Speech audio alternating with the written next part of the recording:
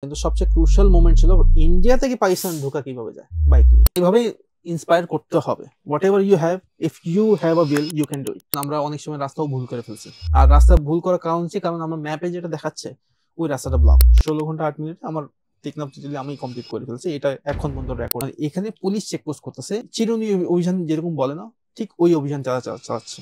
যখন আমাদেরকে জিজ্ঞেস করছে যে আপনারা কোথা থেকে আসছেন, আমাদেরকে বাংলাদেশ থেকে আসছি। আমরা, আপনার বাংলাদেশ থেকে আসছেন? বাংলাদেশ থেকে তো এই রেকর্ড আর কেউ করেনি। 2019 সালে আমার প্ল্যান ছিল ঢাকা থেকে মক্কা, মানে আমরা উমরা করতে যাব। জি, সবাইকে শুভেচ্ছা স্বাগতম জানিয়ে আজকের এপিসোড শুরু করতে যাচ্ছি। আমরা অনেকেই রোড ট্রিপ পছন্দ করি, নতুন নতুন জায়গায় ভ্রমণ করতে পছন্দ করি, আর সেটা হয় যদি বাইক ট্রিপ। আমাদের মাঝে আছেন আজকে সাইদ ভাই, এবং সাইদ ভাই হচ্ছেন একজন বাইকার যিনি রোড ট্রিপ দিতে পছন্দ করেন। সাইদ ভাই, welcome to Dhaka podcast. Sayeed ভাই, welcome to Dhaka podcast. Thank you. Abu Sayeed ভাই, আমরা যেটা জানি যে আপনি বাংলাদেশ থেকে পৃথিবীর বিভিন্ন দেশে বিভিন্ন রকমের ট্যুর দিয়েছেন, এবং সেটা মোটরসাইকেল চালিয়ে, এবং এছাড়াও আপনি অনেক রেসে পার্টিসিপেট করেছেন, চ্যাম্পিয়নও হয়েছেন। আপনার জীবনের সে সকল মানে আননোন এবং আনটোল্ড স্টোরি আমরা জানতে চাই আপনার মুখে। শুরু কোথা থেকে করব? আমার জীবন যাত্রা তো শুরু হয়েছে আপনার ট্যুর নিয়ে 2012 সাল থেকে। আচ্ছা। তো আলটিমেটলি বাইক নিয়ে কিছু করা খুব মানে ভিতরে প্যাশন ছিল যে কিছু একটা মানে করতে হবে, মানে দিতে হবে, মানে এরকম একটা রিমার্কেবল কিছু মোমেন্ট তৈরি করতে হবে যেটা মানুষ দেখে ইন্সপায়ার্ড হবে। তো ওখান থেকে শুরু, এবং আনটোল্ড স্টোরি বলতে গেলে শুরু করলে শেষ হবে না, বাট যেটা না বললেই না সেটা হচ্ছে যে লাদাখ ট্রিপ।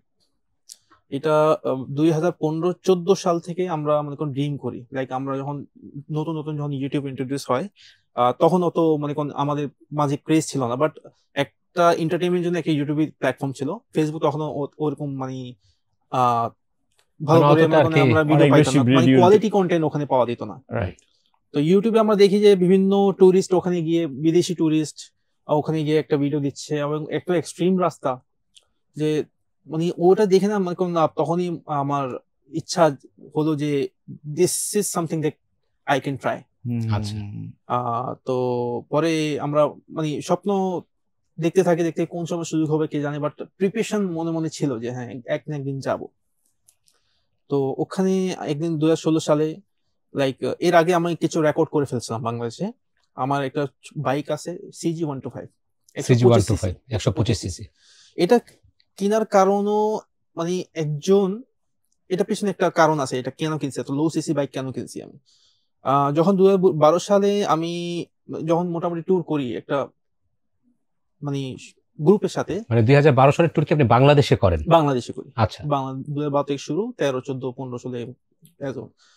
তো আমাকে একজন বলল যে 150 সিসি বাইক নিয়ে আসলে লং ট্রিপে যাওয়া সম্ভব না।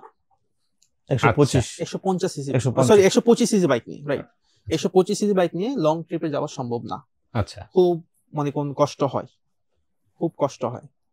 আর এগুলা এবং এমন হয়েছে মানে এমন ট্রেন্ড শুরু হয়ে গেছে, তখন কারো কাছে যদি 125 সিসি বাইক থাকে তো তাকে নেওয়া হয় না, তাকে নিয়ে যাওয়া হবে না, মানে ওই ট্রিপে নেওয়া হবে। হ্যাঁ, ওই ট্রিপে নেওয়া হয় না। ও বলে তারা আমার সাথে কোপ আপ করতে পারবে না। মানে কোপ আপ করতে পারবে না কি সিসির কারণে?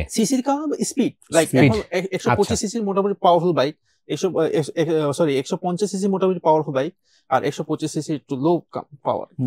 তো দেখা যাচ্ছে যে 125 সিসি গতিতে দৌড়াবে, 150 সিসি যে গতিতে দৌড়াবে, 125 সিসি সেই গতিতে দৌড়াবে না। তো এখন যার নাই সে কি করবে? আচ্ছা, হ্যাঁ, তার তো ইচ্ছা আছে যাওয়ার। তো কিছু মনে করুন আমাদের তখন একটা মানে শুরু হয়ে গেছে, যারা সিনিয়র তারা এক একটা মনে করুন মানে নিয়ম নির্ধারণ করে ফেলতেছিল যে এই জায়গায় যেতে হলে এই বাইক লাগবে, ওই জায়গায় যেতে হলে এই বাইক লাগবে। মানে কি তারা কি বাইকের মডেল প্লাস সিসি নির্ধারণ করে দিয়েছিল? সিসি মোটামুটি পাওয়ারফুল বাইক লাগবে। হ্যাঁ, মানে তখন সিসিটা কত তা নির্ধারণ করতো? 150 সিসি মিনিমাম এটা থাকতে হবে। তখন আমাদের আসলে বেসিক্যালি তখন অনুমতিও এটাই ছিল। এখন তো আলহামদুলিল্লাহ এখন সিসি বাড়ছে, এখন 375 পর্যন্ত সিসি মানে যাওয়া যায়। তো তখনকার বিষয়টা যেটা হয়েছে, যখন যাদের নাই তারা কি করবে, তো ওনারা যে একটা মেসেজ দিচ্ছিল, তো সবাই তো ডিমোটিভেট হয়ে যাচ্ছে। আর তখনই আমি ডিসিশন নিলাম যে না, এই ট্রেনটাকে চেঞ্জ করতে হবে। আচ্ছা, তখন আমি ডিসিশন নেই যে আমি 125 সিসি বাইক নিয়েছি। আমি ইভেন দো ওটা থেকে আমি ট্যুর দিই বিভিন্ন জায়গায়, এবং এমন এমন জায়গায় যে গেছি ওটাতে 150 সিসি বাইক যাই। এটা কি সোলো ট্রিপ ছিল, আপনি একা? সোলো ট্রিপ, গ্রুপ ট্রিপ ছিল। আচ্ছা, গ্রুপের মধ্যে যখন কেউ মানে লাইক মজার ঘটনা বলি আমি, আমরা গেছিলাম বান্দরবন রুমাতে।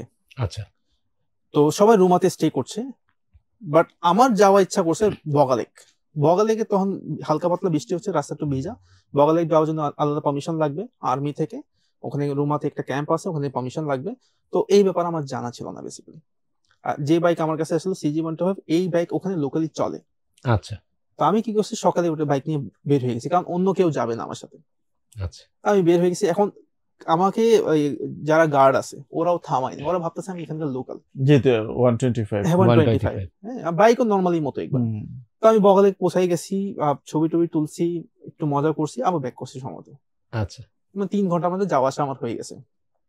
তো এইটাই হিসেবে এটা প্রথম যে ঢাকা থেকে মানে ওরা তো লোকাল তো যায়, লোকাল জি। আপনি দেখবেন পাহাড়ে অনেকেই আপনার সিটি মানে কি বলে আপনার ইন্ডিয়ান বাজাজ একটা বাইক আছে, ওটা তারা চালায়, CG125 জাপানিজ বাইক চালায়। তখনই ঢাকা সব পুরো গরম হয়ে গেছে, সাইদ ভাই CG125 নিয়ে ঢাকা থেকে বগালেক হয়ে আসছে, আচ্ছা, যেখানে 150 সিসিও ঢুকতে চায় না সহজে।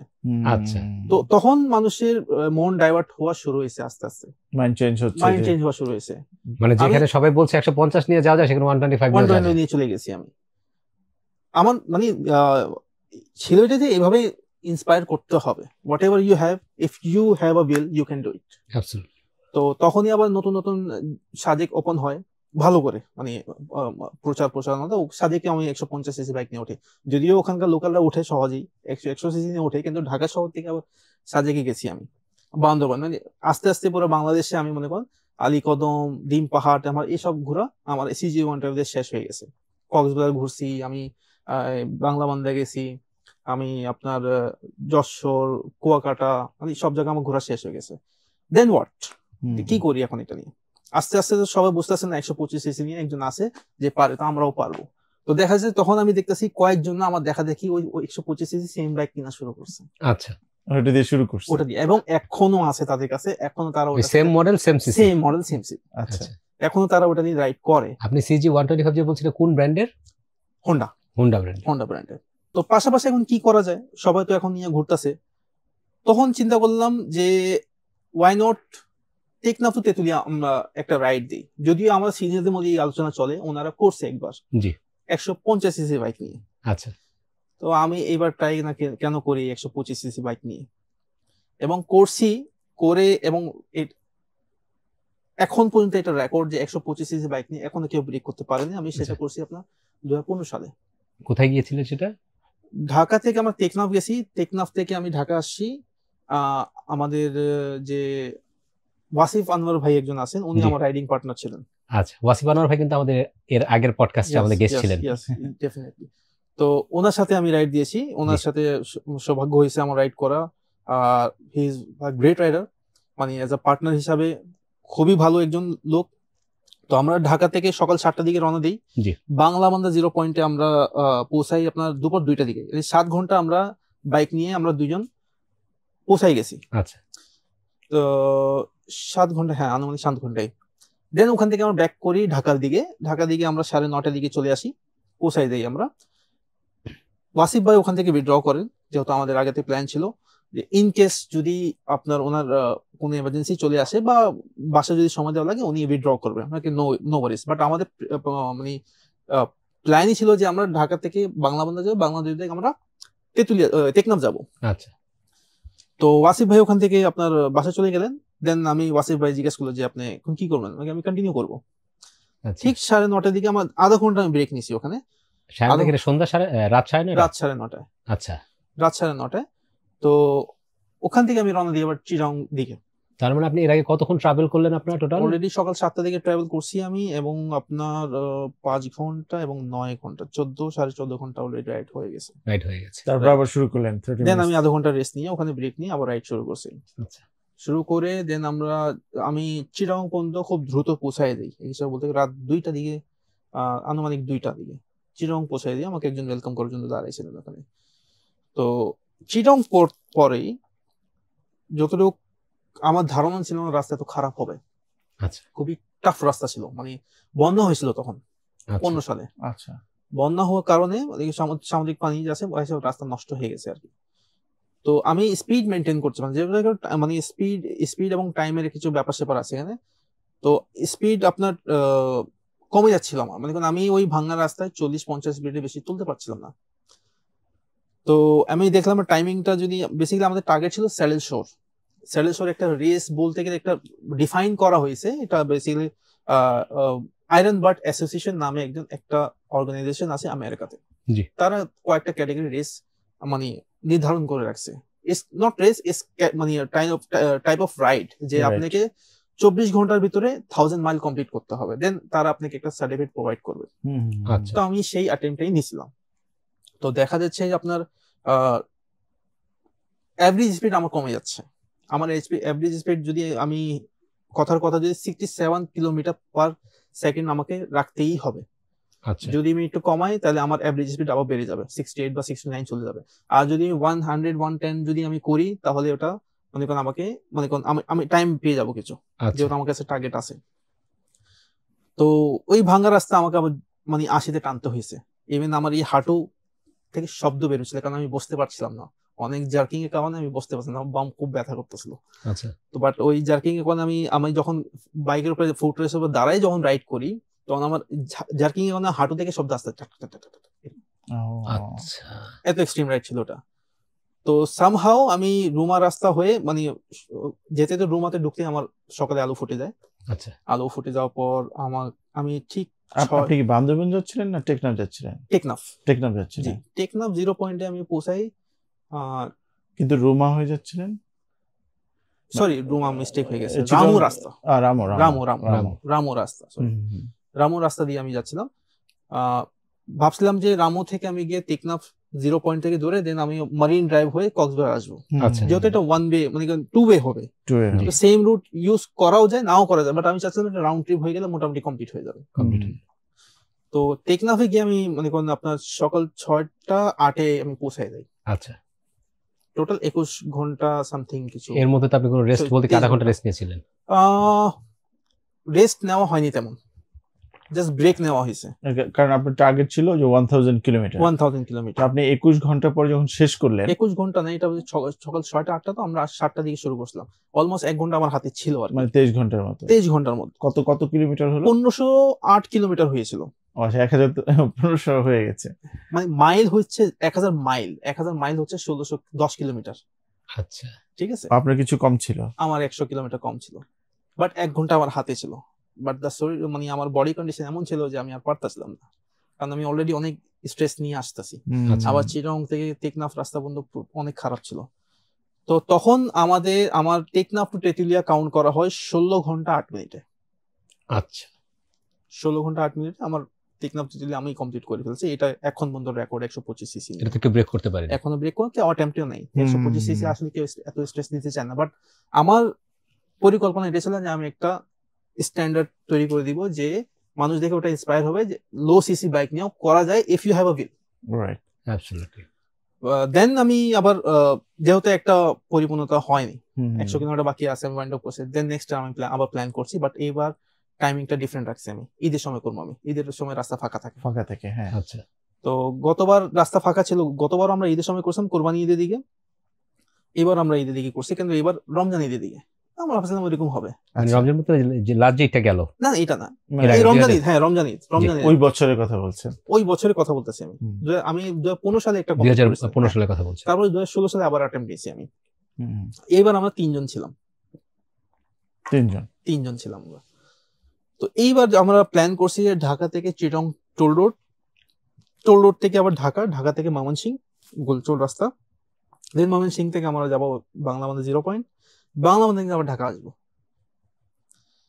তো এটা আমি শর্টকাটেই বলে দিই, এটা আমরা কমপ্লিট করতে পারছি। আমার ওই অ্যাটেম্পটা স্যাডেল শোর ওটা কমপ্লিট হয়ে গেছে, ইভেন দো 23 ঘন্টা 20 মিনিটে কমপ্লিট। Congratulations, thank you. পরে সার্টিফিকেটটা পেয়েছিলেন? সার্টিফিকেটের জন্য আমরা অ্যাপ্লাই করছি, কারণ এখানে তো এই বাংলাদেশ তো কোনো অর্গানাইজেশন, এটা ইউএসএ। তখন একটা আপনার স্ক্যান্ডাল হয় ইন্ডিয়াতে, কারণ এই সাউথ এশিয়ার মধ্যে পড়ে, তো এশিয়ার মধ্যেই পড়ে। স্ক্যান্ডাল হয় যে ইন্ডিয়া থেকে অনেকজন এরকম ফেক ডকুমেন্ট বা ফেক রিসিপ্ট নিয়ে, যেহেতু একটা ক্রাইটেরিয়া, একটা রুলস আছে, ওরা রুলস ফলো করছে ঠিকই, কিন্তু ফেক ডকুমেন্ট তৈরি করছে তারা। আচ্ছা, যেমন মনে করেন আমি একটা টোল প্লাজায় গেছি, ওখানে টোল প্লাজা স্লিপ নিলে আমাকে ওই কি রাখতে হবে। আপনি কোনো একটা আপনার এ পয়েন্ট থেকে বি পয়েন্টে গেছেন, বি পয়েন্টে কোনো এটিএম থেকে আপনি একটা স্লিপ উঠাইতে হবে প্রমাণের জন্য আপনি ওখানে যে পৌঁছাইছেন কেন। তো এইসব ডকুমেন্ট আমরা ম্যানেজ করছিলাম। তো ইন্ডিয়াতে এরকম কয়েকজন আছে যারা ফেক ডকুমেন্ট নিয়ে সার্টিফিকেটটা নিয়ে নিছে। আচ্ছা, তখন পরে তারা ধরা পড়ছে। এরপর থেকে এশিয়া ব্যান করে দিছে, এশিয়াতে যদি এরকম কোনো ক্লেম আসে আমরা অ্যাকসেপ্ট করবো না। মানে এশিয়া থেকে যদি কেউ এটা করে আমরা Certification দিবে না। আচ্ছা আচ্ছা। বাট তারপরেও আর কিছু করা গেল না এই ব্যাপারে। তো এই আমার মানে এখন পর্যন্ত এটাও একটা রেকর্ড আছে। দেন আমরা চিন্তা করি যে এইবার ওয়াই নট গো ইন্টারন্যাশনাল। আচ্ছা, তো যেহেতু আগে থেকে লাদাখে একটা পরিকল্পনা ছিল যে যাবো, একটা ড্রিম রাইড, এটা বাইকাররা সব যায়, একটা এক্সট্রিম লেভেলের ক্যাম্পিং হয়, টেন্ট হয়, নিজের মতো রান্না বান্না করা হয়। তো এইবার আমরাও যাব। তো আমাদের সাথে একজন খুব এক্সপিরিয়েন্স মানে রাইডারের সাথে পরিচয় আছে, আপনার আব্দুল মমিন রোহিত।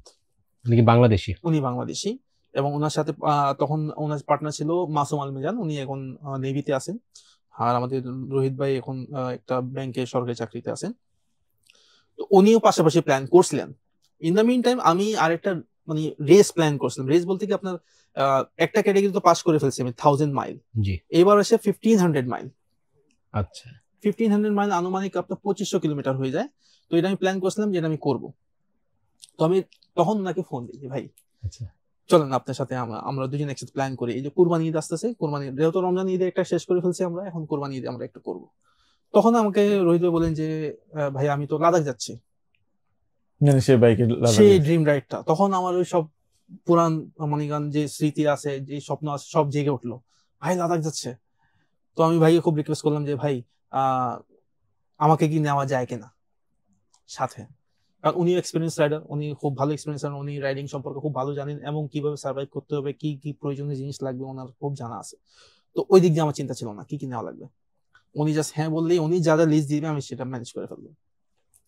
তো উনি তখন মুহূর্তেই রাজি হয়ে গেলেন যে সাইদ ভাই আপনার মতো যদি রাইডার থাকে আমার সাথে, এটা আমার জন্য প্রাউড একটা। আপনার বাইক কি ওইটাই ছিল 125? বাইক 125 ছিল, বাট তখন আমার ওই বাইকে, কারণ উনি আপনার প্রসেসটা অনেকটা আগাই ফেলছিলেন, ওনার বাইকে পারমিশন নিয়ে নিয়েছিলেন যে বাংলাদেশ থেকে প্রথমবার কেউ লাদাখ যাচ্ছে বাইক নিয়ে। এর পারমিশনটা কিভাবে নিতে হয়? এটা বেসিক্যালি পারমিশনটা দেয় এনবিআর। আচ্ছা, বাংলাদেশ এনবিআর রাজস্ব বোর্ড থেকে পারমিশন নিতে হয়। এটা এক ধরনের অনাপত্তি দিবে আপনাকে। আচ্ছা, অনাপত্তি দিবে। এখন তো পারমিশনই দিচ্ছে পুরোপুরি, ওনারাই একটা ডকুমেন্ট তৈরি করে। এখন তো বাংলাদেশ এবং ইন্ডিয়া যৌথভাবে তারা একটা আন্ডারস্ট্যান্ডিং চলে আসছে। আগে এই আন্ডারস্ট্যান্ডিং ছিল না, আগে শুধু অনাপত্তি দিত। অনাপত্তি দিয়ে আমাদেরকে আরেকটা বাংলাদেশ অটোমোবাইল অ্যাসোসিয়েশনে গিয়ে আবেদন করা লাগতো একটা কার্নেট ডি প্যাসেজ ডকুমেন্ট দেওয়ার জন্য। এই কার্নেট ডি প্যাসেজ হচ্ছে মানে ওয়ার্ল্ড ওয়াইড সিগনেটারি, যারা যারা এই কার্নেট ডি প্যাসেজ আন্ডারে আপনার সিগনেটারি আছেন, ওই জায়গা এই ডকুমেন্টের মাধ্যমে আপনার বাইক নিয়ে যেতে পারবে। তো এখান থেকে ডকুমেন্ট প্রোভাইড উনি নিয়ে রাখছেন, উনি সবকিছু আগে ফেলছেন না। এর মধ্যে আমার কাছে সময় ছিল না যে আমি কিছু করবো। উনি আমাকে 20 দিন সময় দিয়েছে, যে 20 দিন আছে এর মধ্যে প্রিপারেশন নিয়ে আনো তুমি সবকিছু। এখন 20 দিনের মধ্যে আমার ভিসা করতে হবে, ইন্ডিয়ান ভিসা করতে হবে, ফাইন্যান্সিয়াল কিছু ব্যাপার আছে, ওটাও মানে আমাকে অ্যারেঞ্জ করতে হবে সবকিছু। তাও আবারও কিছু অনেক কিছু ট্যুরের জন্য যাওয়ার যা যা লাগে। তারপর ওখান থেকে একটা বাইক ভাড়া নেওয়া একটা ব্যাপার আছে কলকাতা থেকে। কলকাতা বাইক ভাড়া নিতে হবে কেন? আপনি আপনার মোটরসাইকেল নিয়ে যাচ্ছেন? হ্যাঁ, কিন্তু আমি তখন করতে পারিনি, কারণ আমার কাছে উনি কিন্তু 6 মাস ধরে প্রসেসে আছে, কারণ এনবিআর পারমিশন আসলে সহজে পাওয়া যায় না। আচ্ছা, উনি 6 মাস চেষ্টা করে উনি পারমিশন ম্যানেজ করছেন, এখন 6 মাস সময় আমার কাছে নাই। দেন আমি প্ল্যান করছি ঠিক আছে আমি তাহলে কলকাতাতে বাইক ভাড়া নিতে চাইছিলাম, কিন্তু ভাড়া যেটা বাইক কন্ডিশন আছে ওটা এত লং ট্যুরের জন্য না। দেন আমি ডিসিশন নিয়েছি আমি বাইকটা পারচেজ করে নিই। আচ্ছা, মানে ওই পাশে গিয়ে বাইকটা পারচেজ ইন্ডিয়া যে পারচেজ করবেন, আর বাংলাদেশি পার্টটুকু আপনি নিজে যাবেন আপনার বাইক নিয়ে। বাইক বাংলাদেশে, হ্যাঁ আমার বাইক নিয়ে আমি বর্ডার বন্ধ যাবো, বর্ডার ক্রস করে আমি ওখান থেকে বাইক যেটা পারচেজ করছি ওটাতে উঠে আমি। আচ্ছা, তো ওখানে পারচেজ করে দেন আমরা দুজন ট্যুরের জন্য বের হই। এটা একটা রিমার্কেবল মোমেন্ট ছিল পুরো বাংলাদেশের হিস্ট্রিতে। আচ্ছা, যে বাংলাদেশে কেউ লাদাখে বাইকিং হিস্ট্রি, তখন খুব ক্রেজ, এটা নিয়ে খুব ক্রেজ। কত সনে এটা? 2016 সালে। আচ্ছা, 2016 সালে আগস্টে আমরা বের হই। What a moment.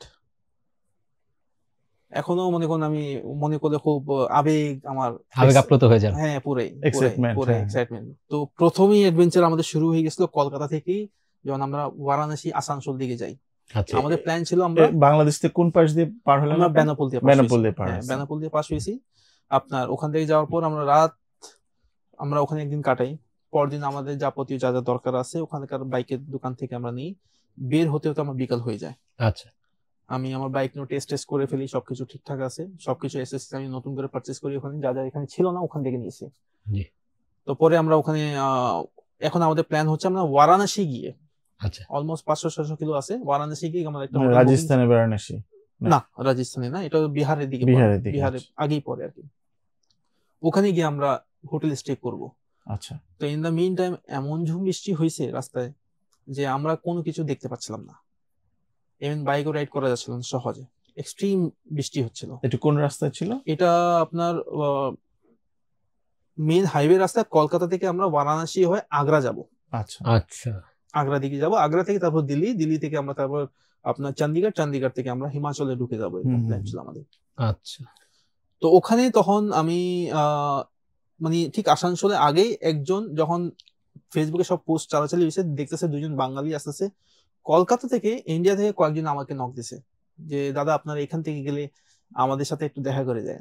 আচ্ছা যখন আমরা ওই আপনার বৃষ্টির মধ্যে আটকে গেছি, পাশাপাশি তো আমরা ব্রেক নিচ্ছি, খাওয়া দাওয়া রাতে ডিনার ব্যাপার স্যাপার আছে, ডিনারের করার সময় দেখলাম যে কয়েকজন মেসেজ করছে, আমি মেসেজ সিন করছি, আমি ঠিক আছে দাদা যদি সুযোগ হয় আমি দেখা করবো।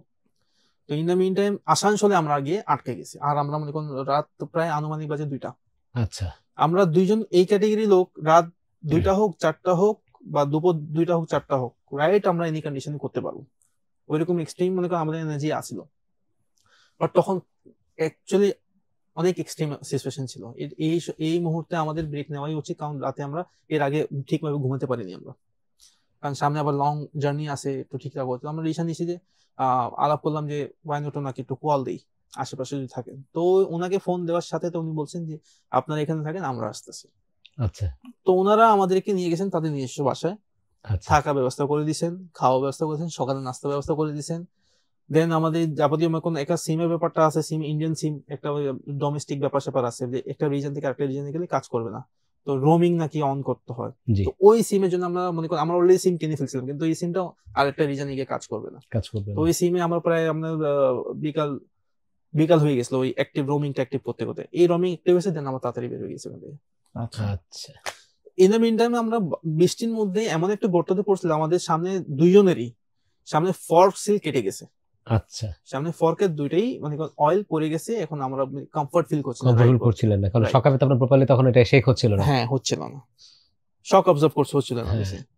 তখন আমরা দেখলাম যে আমরা তো এটা আগে বুঝিনি, আমরা অলরেডি অর্ধেক রাস্তা চলে গেছি। লখনউ আমাদের যাওয়া প্ল্যান ছিল না, কারণ লখনউ আগ্রা এইভাবে, একটা এই পাশে একটা ওই পাশে। বাট তখন আমি একটা পোস্ট দিই যে আসলে আমাদের বাইকে এই সমস্যা হয়েছে, এখন কোন জায়গায় গেলে কার হেল্প নিলে ভালো হবে। তখন একজন মেনশন দিছে বাবলাদা, ওয়ান এন্ড অনলি বাবলাদা, আশেপাশে বাবলাদা ছাড়া কেউ পারবে না। আচ্ছা বাবলাদা মানে ওখানকার উনি হচ্ছে ওখানকার সেলিব্রিটি, সোজা কথা। এটা কি লখনউ আমাদের যাওয়া প্ল্যান ছিল, বাট এই বাইকের কাজের জন্য লখনউ আমরা গেছি। আচ্ছা ওখানে যাওয়া মাত্র উনি আমাদের হোস্ট, উনি আমাদেরকে আগে হোটেলে নিয়ে গেছেন, বাইকের চিন্তা নাই, বাইকে সব কথা হয়ে গেছে, আপনি জাস্ট বাইকটা রাখবেন আর আপনি হোটেলে চলে যাবেন, আপনার ব্যবস্থা হয়ে যাবে সব। তো ঠিক কথা কাজে সেই মিল, বাইকটা জাস্ট আমি গ্যারেজে ঢুকাইছি, উনি আমাদেরকে ওয়েলকাম টি দিলেন, খাওয়ালেন, নাস্তা করাইলেন, রাতের খাওয়া খাওয়ালেন। সকালে গিয়ে দেখি আমার বাইকটা আমাদের দুইজনই রেডি। আচ্ছা মানে এত এক্সট্রিম সাপোর্ট পাওয়া গেছে, just as a Bangladeshi tourist হিসাবে অনেক সম্মান পেয়েছি আমরা ওখানে। দেন আমরা ওখান থেকে যাই আগ্রা, যেহেতু আগ্রাতে আমরা তাজমহল দেখবো, বাইকে করে গিয়ে আমরা দেখবো, বাইকে করে তাজমহল আমরা আগ্রা দেখলাম। তারপরে আমরা সাথে সাথে ওখানে সময় মানে ওখানে না থেকে আমরা প্ল্যান করছি আমরা দিল্লি গিয়ে থাকবো, যেহেতু 200 কিলোমিটার ডিস্টেন্স, বেশি না। দিল্লিতে গিয়া আমাদের কিছু হয়রানি হয়েছে। এই গল্পটা কেউ সহজে জানে না। বেসিক্যালি আমাদের রোহিত ভাই একজন, দুজনই ট্যুর করছিলাম। আমাদের রোহিত ভাই একজন সরকারি পাসপোর্ট হোল্ডার ছিলেন তখন। জি এখন জানি নিয়ম চেঞ্জ হয়ে গেছে, তখন সরকারি পাসপোর্ট, ওনার ঢোকার জন্য ভিসা লাগে না, অন অ্যারাইভাল ভিসা ওনার জন্য অ্যাভেলেবল ইন্ডিয়ার জন্য, বাট আমার জন্য ভিসা লাগে। ইন্ডিয়া থেকে দিল্লি থেকে কি হচ্ছে, যার ভিসা আছে সেই হোটেল ভাড়া পাবে, আচ্ছা সেই থাকতে পারবে, নাহলে কেউ থাকতে পারবে না। আর নাহলে আপনাকে জিও গভর্নমেন্ট অর্ডার দেখাইতে হবে, কারণ ওনার গভর্নমেন্ট অর্ডার ছিল বাংলাতে। ঠিক আছে, এই বাংলা জিও কারণে মানে আপনার ভিসা না, বেসিক্যালি ওনাদের একটা সিস্টেম আছে, কম্পিউটার সিস্টেম, যে ওখানে ভিসা স্ক্যান করে আপনাকে পুলিশ স্টেশনে পাঠাইতে হবে। আচ্ছা এখন আপনার রোহিত ভাইয়ের ওই ভিসা ছিল না, জাস্ট স্ট্যাম্প ছিল। ওনারা খুব খারাপ ব্যবহার করলেন আমাদের সাথে, যে দিল্লিতে? হ্যাঁ দিল্লিতে হোটেল যারা ম্যানেজমেন্ট ছিল, যখন রোহিত ভাই বললেন যে দেখেন আপনি এন্ট্রি সিল আছে, হ্যাঁ। বলে আপনার কি, আপনার পাসপোর্টে কোনো ভ্যালু আছে কিনা, হুম। আমি 3,000 টাকা দিয়ে আপনার বাংলাদেশ ঢুকে আসতে পারি। আচ্ছা আচ্ছা। তখন এই কথাটা শুনে খুব খারাপ লাগছে। দেখেন এটা আপনি কি কথা বলেন, আপনি ভেরিফাই করবেন জিনিসটা, এই সিলটা অথেন্টিক কেনা, বা আপনার কোনো অসুবিধা থাকলে পুলিশকে ডাকেন, পুলিশকে আমরা বুঝাবো, পুলিশ নিজের মতো এটা তদন্ত করবে আর কি। তো ওনার সাথে খুব খারাপ ব্যবহার হইলো, মানে উনি থাকতে দিবেন না, সোজা কথা, ভিসা নাই আপনি থাকতে পারবেন, আমাকে আপনি আমার ভিসা নেন, গ্যারান্টি আমি নিচ্ছি, উনি তো আমার সাথে আছেন, আমার তো আছেন না কেন, দুইজন যেহেতু থাকবে দুইজনের ভিসা লাগবে, ভিসা কপি লাগবেই লাগবে। আর যেহেতু জিও বাংলাতে আছে উনি বুঝবেন না এটা। তো দেন ওখানে থাকা হয়নি আর কি, আমাদের রাত ঘুরতে ঘুরতে অলমোস্ট 4টা বেজে গেছে, আমরা হোটেল পাচ্ছি না। তো দিল্লিতে আবার দালাল অনেক আছে, যখন দেখতেছে ওরা ঘুরতেছে, আমাকে দালাল কয়েকজনই নক দিচ্ছে, আমরা চাচ্ছিলাম যে দালালের কাছে যাই, বাট যে সিচুয়েশন আমরা অনেক টায়ার্ড ছিলাম, আমাদের থাকাটা খুব জরুরি হয়ে যাচ্ছে। হ্যাঁ, তো পরে আমরা দালালের হেল্প নেই, দালাল এক জায়গায় কথা বলে উইদাউট এনি ডকুমেন্ট সে আমাদেরকে থাকার ব্যবস্থা করে দেয়। টাকা একটু বেশি নিছে, বাট উপকার করছে সে, থাকার ব্যবস্থা হয়েছে। এখন আমি তাই বলবো, এখন এক হিসাবে সে উপকার করছে আমাদের। আমরা থাকলাম, রেস্ট নিলাম, সকাল সকাল ঘুরে আমরা আবার বের হয়ে গেছি চণ্ডীগড় দিকে। চণ্ডীগড় দিকে আমরা তখন প্রচন্ড তাপ ছিল দিল্লিতে, কিন্তু যে চণ্ডীগড় দিকে আস্তে আস্তে যাচ্ছি তখন আস্তে আস্তে ঠান্ডা ভাব পাচ্ছি না, আমরা আসতেছি, যাচ্ছি আমরা কোন একটা ঠান্ডা এরিয়াতে যাচ্ছি। দেন আমরা যাই আপনার হিমালয়ের দিকে, আমরা বেড়াগার ওই দিন রাইড করে এক জায়গায় আমরা স্টে করি। তো তখন ওয়েদারটা খুব ঠান্ডা হয়ে গেছে, এখন এই ফিল পাচ্ছি না এবার ট্যুরটা করে মজা পাওয়া যাবে, কারণ তখন হাইওয়েতে ছিলাম, এখন আমরা পাহাড়ে উঠছি, আর আমরা পাহাড়ের কার্ভিং গুলো খুব মজা করে এনজয় করছিলাম আর কি। তো ওয়াইফটা চলে আসছিল ট্যুরের। দেন আমরা বেড়াগার গেলাম। বেসিক্যালি রাস্তা দুইটা, একটা হচ্ছে আপনার এই পাহাড়ের ভিতর থেকে আপনি ভাঙাচোরা রাস্তা দিয়ে যাবেন, আর একটা হচ্ছে মেইন রাস্তা দিয়ে আপনি পাঠানকোট হয়ে চলে যাবেন। তো আমরা চুজ করছিলাম যে যেহেতু আমরা অ্যাডভেঞ্চার করতে আসছি, আমরা অ্যাডভেঞ্চারই করবো, ওই যে রাস্তা দিয়ে সবাই জানে আমরা সেই রাস্তা দিয়ে যাবো, যে রাস্তা আমরা দেখে দেখে স্বপ্ন দেখছি। কিন্তু যে রাস্তা দিয়ে কেউ যাচ্ছে না সেই রাস্তায় যাচ্ছেন, বাংলাদেশ থেকে এত দূরে, মানে এটা নিয়ে কখনো কি আপনাদের টেনশন ফিল হয়নি বা ভয় লাগেনি? এটাই তো মজা, এটা অ্যাডভেঞ্চার বলতে তো জিনিস এটাই, যে এই ভয়কে জয় করা। আচ্ছা, হ্যাঁ, এটা আর এই এক্সপেরিয়েন্স যখন একবার অর্জন করবেন না আপনি, যখনই মুহূর্ত কথা মনে পড়বে আপনার একটা স্যাটিসফ্যাকশন একটা ডিফারেন্ট লেভেলে আসবে আপনার মনে। আচ্ছা, যে যারা অন্যরা পারেন এটা আমরা করে আসছি, অসম্ভবকে সম্ভব করে আসছি। অসম্ভব ছিল না, বাট একটু চ্যালেঞ্জিং ছিল। তো আমাদের যেহেতু একটা বিরাট একটা স্বপ্ন আছে ওটা নিয়ে, দেন আমরা এক্সট্রিম, যেটা ওয়ার্ল্ডস ডেঞ্জারাস রোড নামে পরিচিত ছিল তখনকার সময়, world dangerous road, cliff hanger road বলে ওটাকে, ক্লিফ হ্যাঙ্গার মানে পাহাড় কেটে রাস্তা বানানো হয়েছে, ঝুলন্ত রাস্তা হিসেবে বলতে গেলে, কোন ধরনের স্লাইডিং হলে রাস্তা নিচে চলে যাবে।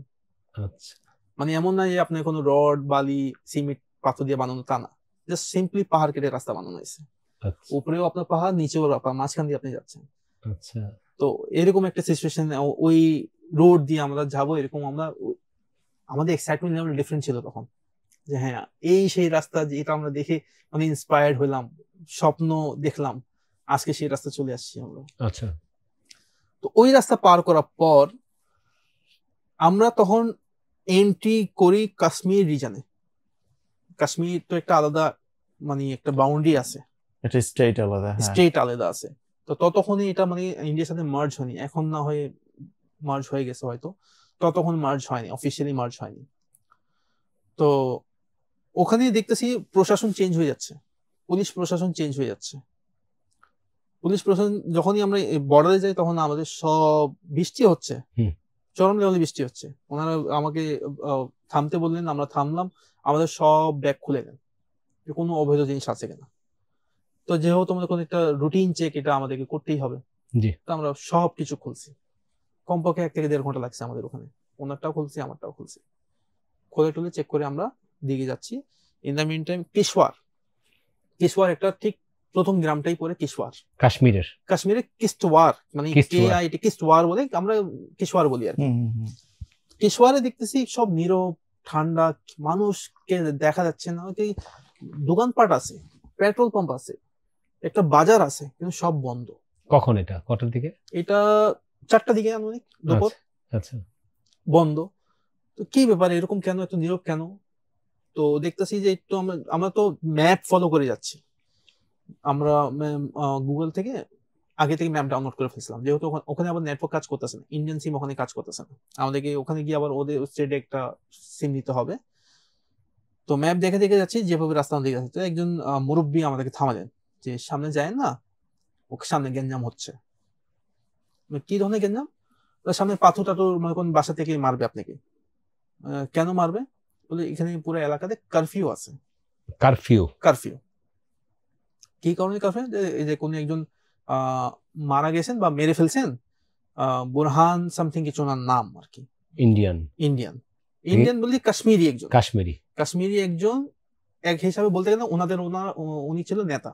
আচ্ছা। বা নেতা বা একদিক দিয়ে কোনো একজন এজেন্ডা নিয়ে উনি কাজ করছিলেন, কাশ্মীরি ওনাদেরকে সাপোর্ট করছিলেন। আচ্ছা।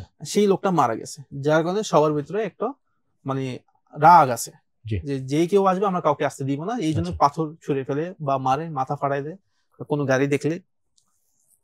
তো এখন আমরা তো ব্যাগ যেতে পারতেছি না, ব্যাগ গেলেও কোথায় যাবো, তো কোনো হোটেল বুকিং করা নাই সামথিং, আর এমন একটা জায়গা। তো অ্যাকচুয়ালি আমাদের সামনে যাওয়ার রাস্তা কোনো মানে যাওয়া ছাড়া আর কোনো রাস্তা ছিল না। তো আমরা দুজনই প্ল্যান করছি, ভাই যেহেতু আসছি এখন পর্যন্ত আল্লাহ এই মধ্যে সেফলি নিয়ে আসছে, ইনশাল্লাহ সামনেও কিছু হবে না। একটা থাকে না আমাদের, আমরা মুসলিম হিসাবে যে একটা সাহস থাকে আমাদের, আল্লাহর উপর ভরসা করে চলে যাই আমরা, যেহেতু আসছি পর্যন্ত সামনেও হয়ে যাবে ইনশাল্লাহ। যখন জিজ্ঞাসা করছি উনি যে আপনার নাম কি, আমার নাম আবু সাইদ, আর আপনার নাম আব্দুল মুমিন রহিদ, আপনারা মুসলিম? আলহামদুলিল্লাহ, ঠিক আছে আপনারা জানেন ইনশাল্লাহ কিছু হবে না। এই লোকটা এই কথাটা উনি বলছে। আচ্ছা। তো ওনার এই এক্সপ্রেশনটা দেখে না, পজিটিভ একটা ইমপ্রেশন ভাইব দেখে আমি বললাম বাস আর কিছু লাগবে না, উনি যখন সাহস দিয়ে দিচ্ছে তাদের কিছু হবে না। তো আসলে ধাপে ধাপে দেখতেছি, যখন আমরা যতটুকু আগাচ্ছি, মিলিটারি ক্যাম্প আছে, আর্মি ক্যাম্প আছে, জায়গায় জায়গায় আমাদের রিপোর্টিং করা লাগতেছে ইন্ডিয়ান আর্মির। তো আমরা না মানে একসময় বিরক্ত হয়ে যাচ্ছি, এত রিপোর্টিং কেন? 1 কিলো 2 কিলো 3 কিলোমিটার পর পর একটা রিপোর্টিং করা লাগতেছে। তো আমরা ঠিক 6-7টা যখন পার হয়েছে, তখন আমরা জিজ্ঞেস করলাম ব্যাপার কি ভাই, আপনারা এত লেখালেখি কেন করছেন? আমাকে এই 3 কিলোমিটার আগে জিজ্ঞেস করলো। বললাম বিষয়টা হয়েছে কি, এখানে তো কারফিউ চলতেছে, আপনারা point A to point B safely পৌঁছাইছেন কিনা সেই জন্য আমরা রেকর্ড রাখতেছি, যদি ইনকেস আপনারা হারায় যান বা কোনো কিছু হয়ে যায়, আমরা আপনাকে খুঁজতে বেরোবো। আচ্ছা, সেফটির জন্য এই জন্য আমরা মনে করেন রিপোর্টিং করে দিই যে আপনারা এখান থেকে এক্সিট করছেন, আমরা এখান থেকে ওয়্যারলেসে বলে দিই। আচ্ছা, ঠিক আছে, ঠিক এই ট্র্যাকটা রাখার জন্য আপনার রিপোর্টিং। তখন আমাদের মন থেকে ওই রাগটা দূরে গেল যে ভাই না ঠিক আছে, যে ওরা সেভ করছে। হ্যাঁ, যে ওনারা আমাদের জন্যই কাজ করছে বেসিক্যালি। দেন আমরা আমাদের তো খিদে লেগে গেছে, একটা বাজারে থামছে, ওখানেও মিলিটারি ক্যাম্প ছিল। তো ওখান থেকে সিম্পলি আমরা যা খাই, আমাদের চা এবং একটা বিস্কিট হয়ে যাবে, একটা রুটি হয়ে যাবে, একটা কলা হয়ে যাক, সেটা কারণ দুপুরে তো ওখানে আমরা কিছু পাচ্ছি না সবকিছু, কিন্তু এক জায়গা খোলা ছিল দেখে আমরা সুযোগ পেয়ে আমরা ভালো করে কিছু খেয়ে নিছি এবং পানি পান করে ফেলছি, এবং কাশ্মীরে একটু একটু সৌন্দর্য দেখতে পাচ্ছি আমরা ওই রাস্তায়। তো খুব ওখানে আমাদের থাকার কথা 15 মিনিট, আমরা থাকছি 1 ঘন্টা। আচ্ছা, মানে এত সুন্দর জায়গা ছিল ওই পাহাড়ের উপর থেকে, মানে শুধু দেখতে দেখতে আমার সময় কেটে গেছে আমাদের। আচ্ছা আচ্ছা, না হচ্ছে ভালো লাগতেছে, মানে সফল হয়েছে আর কি আশাটা। তো এবার কি করণীয়, এবার আমরা যাব, প্ল্যান করছিলাম যে শ্রীনগর পার হয়ে সোনমার্গ একটা, ওখানে আমরা কোনো একটা হোটেল থাকবো, এরকম প্ল্যান ছিল। তো এখন এর মধ্যে আস্তে আস্তে আনাতনাগ একটা শহর আছে, তারপর পরই এসে শ্রীনগর একটা শহর। আমরা আপনার ওয়াইলু হয়ে পার হয়ে আমরা যেতে যেতে শ্রীনগর আমাদের রাত হয়ে যায়। আনাতনাগ থেকে মনে করেন আমাদের ম্যাপ দেখাচ্ছে এখান থেকে রাস্তা ব্লক আছে, আপনি শহরের ভিতর থেকে যেতে হবে।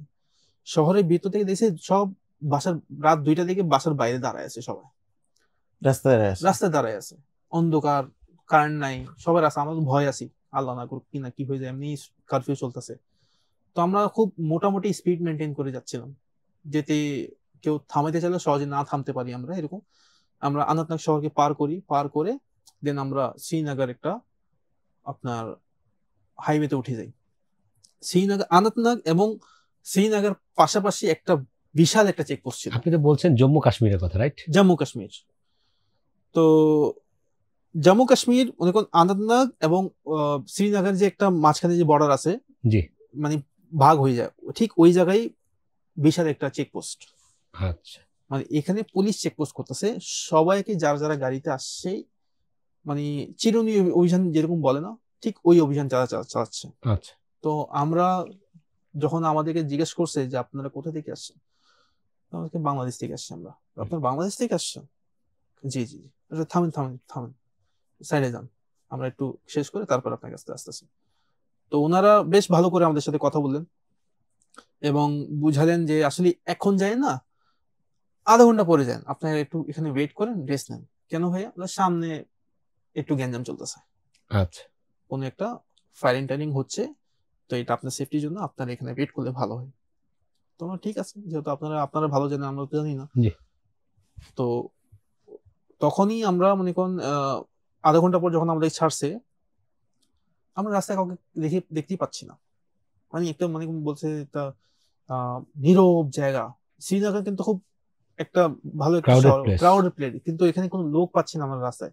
হাইওয়ে পুরো আমার 4 লেন রাস্তা হচ্ছে, রাস্তা পুরো ফাঁকা, মানুষ নেই, মানুষের জাত নেই। কোন সময় কে কোন দিক দিয়ে গুলি মারবে আমাদের মনে ভয় ছিল। রাস্তায় কেউ পড়ে থাকলে আমাদের কেউ ধরবেও না। আচ্ছা, ঠিক আছে। এমনি আমাদের দুজনের কাছে ইন্ডিয়ান বাইক, যেহেতু মানে উনি যদিও বাংলাদেশ থেকে নিয়ে গেছে, বাট ওটা ইন্ডিয়া থেকে ইম্পোর্ট করা। আমার কাছে অলরেডি ওয়েস্ট বেঙ্গল নম্বরে একটা প্লেট আছে, নাম্বার প্লেট আছে। তো এই ভয় ভয় আমরা শ্রীনগরটা মনে করেন আমরা অনেক সময় রাস্তাও ভুল করে ফেলছি। আর রাস্তা ভুল করার কারণ হচ্ছে, কারণ আমরা ম্যাপে যেটা দেখাচ্ছে ওই রাস্তাটা ব্লক। আচ্ছা আচ্ছা, অন্য রাস্তা দিয়ে, অন্য রাস্তা। এখন অন্য রাস্তায় ওখানে নেটওয়ার্ক কাজ করতেছে না, কারণ আমরা দেখতেছি যে ম্যাপে দেখবেন আপনাকে ডট দেখা, আপনি মুভ করলে আস্তে আস্তে আস্তে আস্তে আগায়। তো আমরা ঠিক ওই রাস্তা ট্রেস করে আস্তে আস্তে যাচ্ছি। তো 2-3 বার রাস্তা যেটাই আমরা চুজ করছি সব রাস্তা ব্লক ছিল। দেন একজন আর্মিকে আমরা দেখলাম যে একটা চেকপোস্ট লাগায় আছে, ভাই কোন দিক দিয়ে আমরা সোনমার্গ দিকে যেতে পারবো। তখন উনি বলছে আপনি এই রাস্তায় ওইভাবে যান, তাহলে আপনি যেতে পারবেন। ইনশাআল্লাহ ঠিক সোনমার্গে আগেই আমাদেরকে একজন চেকপোস্ট আমাদেরকে থামানো হয়েছে, যে আপনারা এই কারফিউতে এত রাতে কোথা থেকে আসতেছেন, কে আপনারা।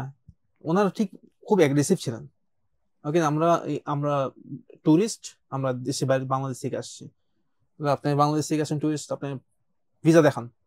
মানে এটা কি মানে আর্মি থেকে? আর্মি থেকে। আই ডোন্ট নো তাদের অ্যাটিটিউড কেন ছিল। তো আমি ভিসা দেখাইলাম। তখন যে আমাদের সাথে অ্যাটিটিউডে কথা বলতেছিল, সে ওই অ্যাটিটিউড মেনটেন করে রাখছে, বাট পিছন থেকে একজন এসে তাকে কান পড়া দিছে। আমি হিন্দিতে বুঝতে পারছিলাম যে উনকে পাস তো অল ইন্ডিয়া ট্রিপ পারমিট হয়, উनको জানে দো। মানে এই ভিসাকে তারা মনে করতেছে যে আমরা টুরিস্ট, তারা অল ইন্ডিয়া ঘুরতে পারবেন উনি, ওনাদেরকে আমরা থামাইতে পারবো না। এটা হচ্ছে বেসিক ওনার মেন বক্তব্য ছিল। আচ্ছা, তো ওনারা বেশি লেট না করে ওনারা আমাদেরকে ছেড়ে দিয়েছে। মানে লিটারালি আপনাদের পাসপোর্টটা তো ওই ছিল, অল ইন্ডিয়া ট্যুর ছিল। অল ইন্ডিয়া মানে বেসিক ইন্ডিয়া ভিসা মানে আপনি অল ইন্ডিয়া যেতে পারবেন আর কি। আচ্ছা, আপনি তখন কোন মোটরসাইকেল নিয়ে যাচ্ছেন স্পেসিফিক? কোন মডেলটা? KTM 200। KTM 200, right. আর হচ্ছে আপনার সাথে যিনি ছিলেন আপনার ফেজার 150 আর কি। ফেজার 150, ফেজার ইয়ামাহা ফেজার 150 যেটা কিট লাগানো আছে সেটার কথা বলছেন? রাইট কিট লাগানো ছিল। আচ্ছা, ওনার কাছে এই বাইকটা ছিল। দেন আমরা মানে বের হতে হতে রাত 3টা বেজে যায় আমাদের। তারপরেই শুরু হয় গুড়ি গুড়ি বৃষ্টি। আচ্ছা, অলরেডি আমরা এক্সট্রিম কিছু রাইড দিয়ে আসতেছি। সেই আমরা মনে করেন আপনার কিলার থেকে বের হয়েছি সকাল 7টায়। আমরা ওয়ার্ল্ড ডেঞ্জারাস রোড পার করলাম, কিশোয়ার আসলাম, কয়েকটা আমি চেকপোস্ট পার করে আনাতনাগ সিচুয়েশনটা শেষ করে শ্রীনগরে ঢুকছি আমরা। এখান থেকে ঢুকে বের হয়ে রাত 3টা বেজে গেছে আমাদের। তার এর মধ্যে পেট্রোলের সংকট, আমাদের পেট্রোল আমরা পাচ্ছি না সহজে। পেট্রোলের জন্য অনেকবার ঘোরা লাগছে, শ্রীনগর থেকে আমাদের পেট্রোল নেওয়া লাগছে। আচ্ছা, কারণ আমরা যে পেট্রোল নিতে যাব, মানে ওই রাস্তা যাওয়া কি ঠিক হবে কিনা, অনেকে সেফ মনে করতেছে না। আমাদের কাছে কোনো অপশন নেই, আমাদের যেতেই হবে। আমরা ওই দিক নিয়ে পেট্রোল নিয়েছি, তারপর আমরা শ্রীনগর থেকে আমরা বের হয়েছি। বের হয়ে দেন আমরা কি করি, সোনমার্গ আমাদের মনে করেন আমরা আমাদের শরীর কুলাচ্ছে না, আমরা পারতেছিলাম না, রেস্ট নেওয়া প্রচুর প্রয়োজন। দেন আমাদের একটা হেলমেট। আমি এখানে একটু থামাই।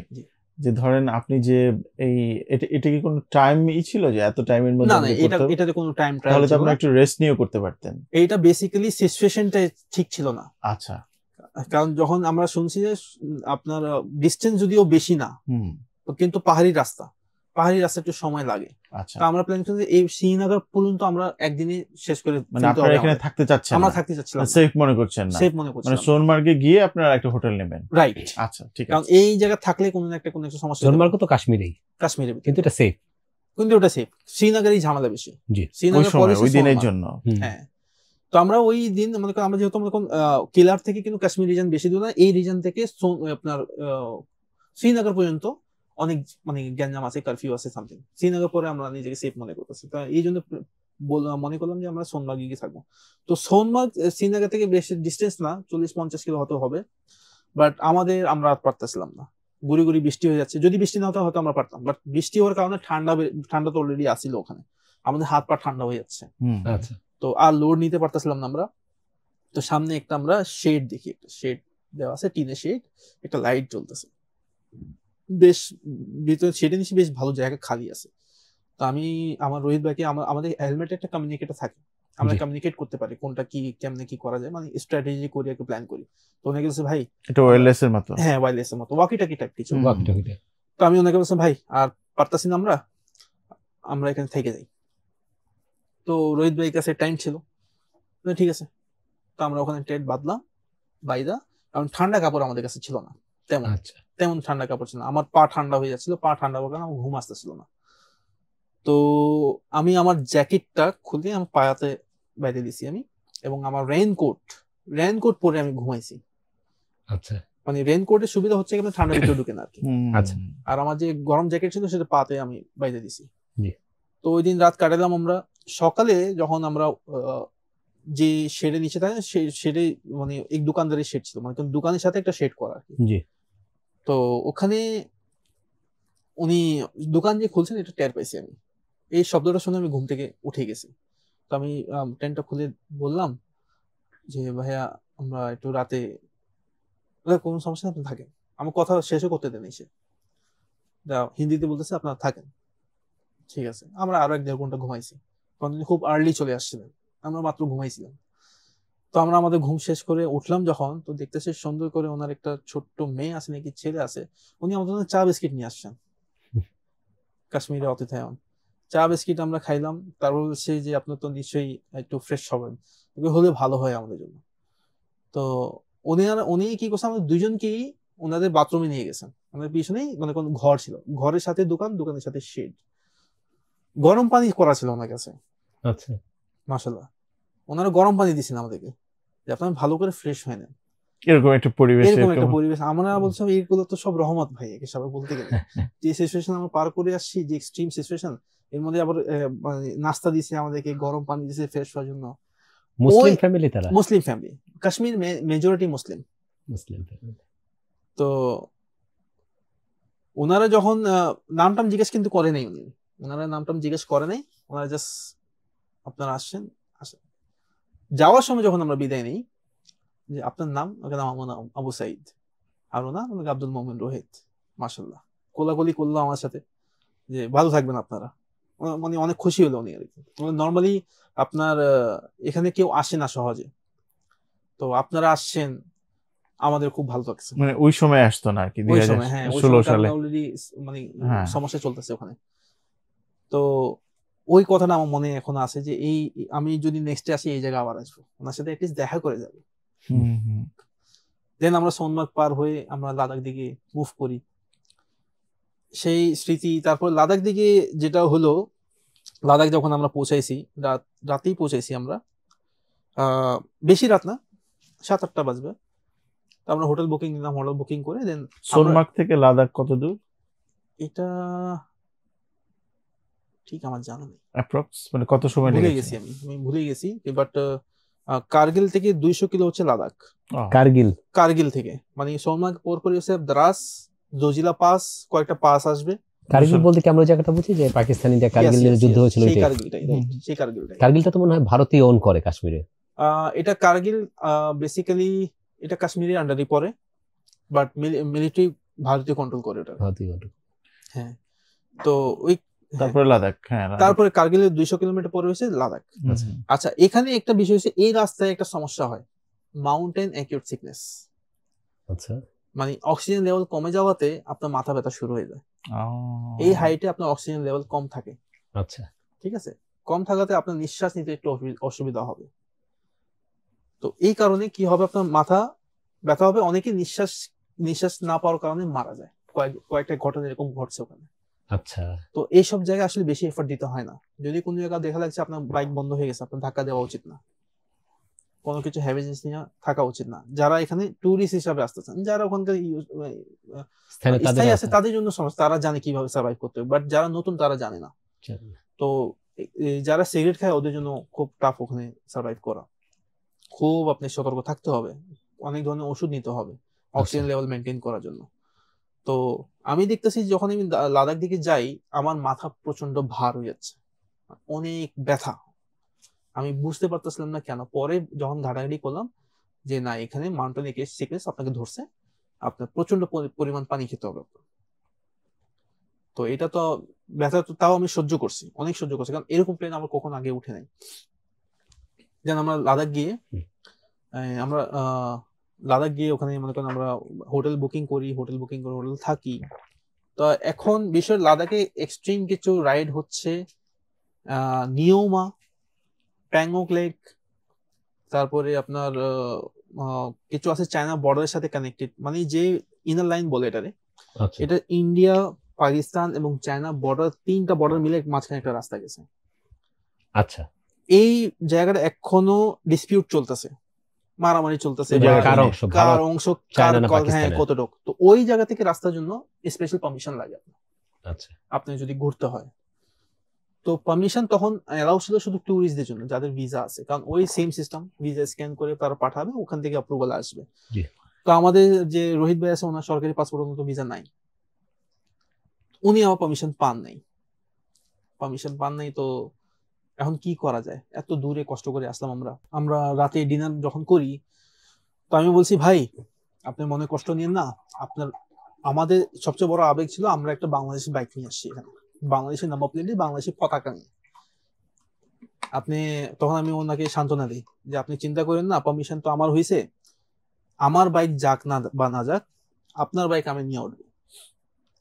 সেই লাদাখ 18,360 কিলোমিটার, তখনকার সময় এটা লেখা ছিল যে সর্বোচ্চ হাইট এই পাসটা আছে, খারডুংলা পাস বলে এটাকে, এটা হচ্ছে সর্বোচ্চ হাইট।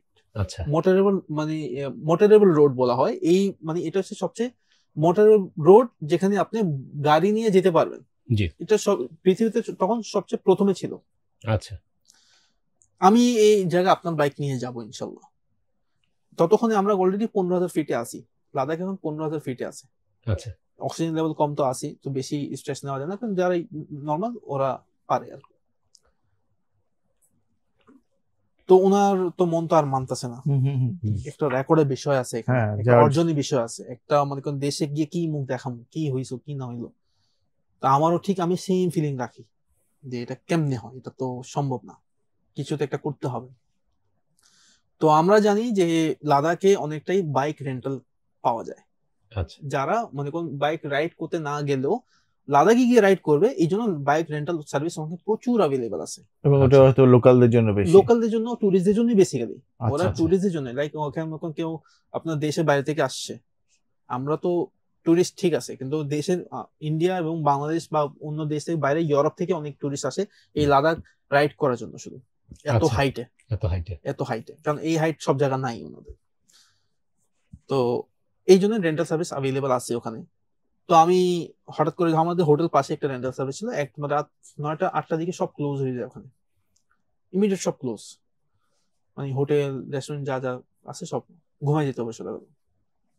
তো আমি একটা খুলেছিল, তারা এনজয় করছিল বেসিক্যালি, মানে তো ওনাকে বললাম যে ভাই আপনারা কি রেন্টাল দেন? ওকে হ্যাঁ।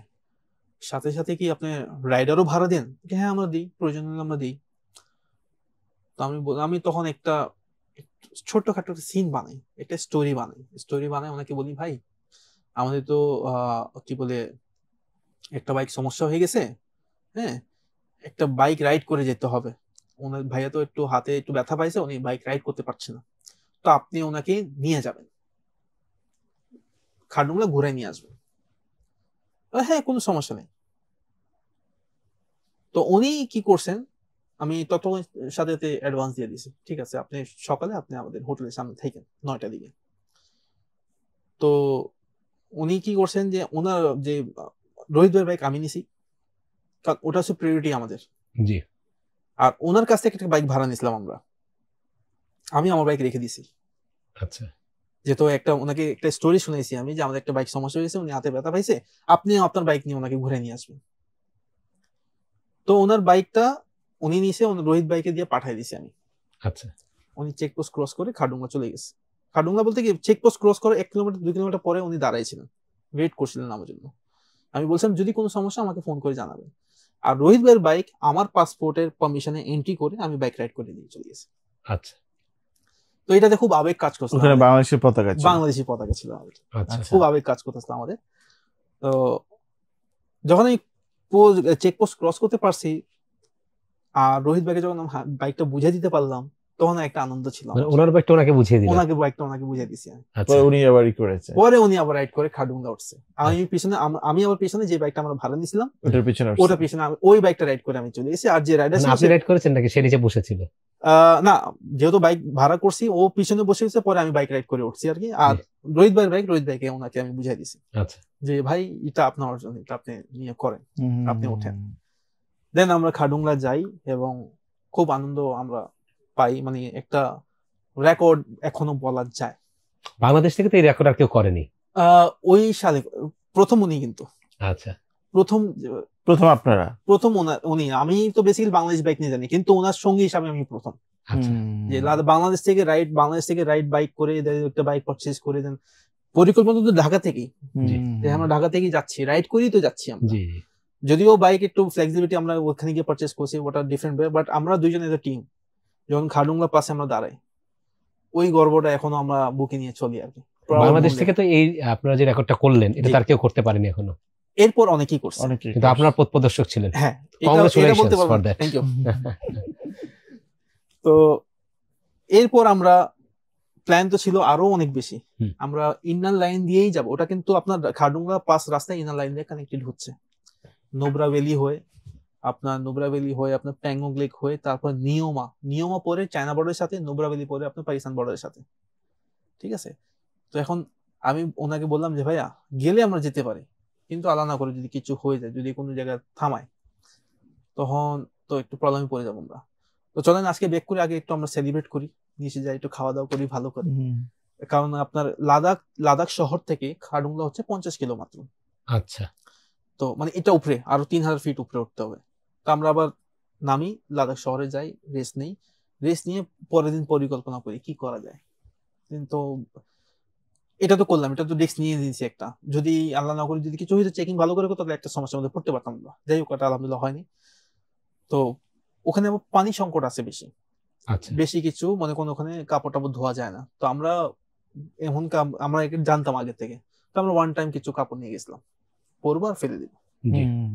যেহেতু এখানে বরফ এরিয়া, পানি ওরাই অলরেডি অভাবে থাকে, এখনো চলতেছে ক্রাইসিস যতটুকু আমি জানি। তো পরে আমরা প্ল্যান করি যে কি করব, এখন খারডুংলা হয়ে যাব না, আমরা এখন চলে যাব মানালির দিকে। আচ্ছা। বাট আমার পারমিশন ছিল, ভাই আমি কি করবো, আমার তো ঘুরতে ইচ্ছা করতেছে। ঠিক আছে, তুমি তাহলে ওখানে চলে যাও, আমি এখানে মানালি চলে যাব। তো একটা ওয়াই জাংশন আছে, মানে প্যাংগং লেক যাওয়ার জন্য, ওই ইনলাইন যাওয়ার জন্য দুইটা রাস্তা আছে। একটা হচ্ছে খারডুংলা উঠে, লাদাখ শহরে খারডুংলা উঠে, একটা হচ্ছে লাদাখ থেকে এক্সিট হওয়ার সময়। যে ভাই আপনার মতো আরেকজন আছে অস্ট্রেলিয়ান একজন, তারও একজন পার্টনার দরকার। তো আমি এক কাজ করি, দুইজন একই পারমিশনে ঢুকাই দিই। হ্যাঁ, ঢুকাই দেন, আমার কোনো সমস্যা নেই। তো ওই পারমিশন করে একটা কপি আমাকে দিছে, একটা কপি ওনাকে দিয়ে দিছে, উনি ওনার মতো করছে, আমি আমার মতো চলেছে।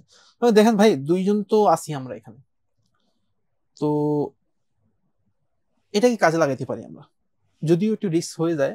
বাট যদি আপনি চান, কোথায় যেতে চাচ্ছেন তখন আপনারা? Inner line permit, inner line যে একটা রাস্তা আছে, মানে ওটা বেসিক্যালি একবার চায়না বর্ডারের সাথে, মানে একবারে চায়না বর্ডার এবং ইন্ডিয়া বর্ডার যে স্পেস আছে, ওটা নিয়ে ডিসপিউট আছে। আচ্ছা, ওই রোডে যেতে চাচ্ছেন? কতটুকু অংশ কার আছে, এখানে বর্ডার ডিফাইন করা নাই এখন। আচ্ছা। এখানে প্রপার বর্ডার কোনো ডিফাইন করা নাই এই রাস্তায়। কখন আমরা চায়না বর্ডার ঢুকে যাবো, কখন আমরা ইন্ডিয়া রিজন থাকবো, এটা আমার নিজের জানা নেই। শুধু একটা টায়ারের মার্ক আছে যে হ্যাঁ এদিক দিয়ে গাড়ি যায়, ওই জিনিসই আমাদের ফলো করতে হবে। জি। তো চেকপোস্ট কয়েকটাই আছে যতটুকু আমরা আগে স্টাডি করছিলাম। তো আমি রোহিত ভাইকে বলছি, রোহিত ভাই কাজ করেন,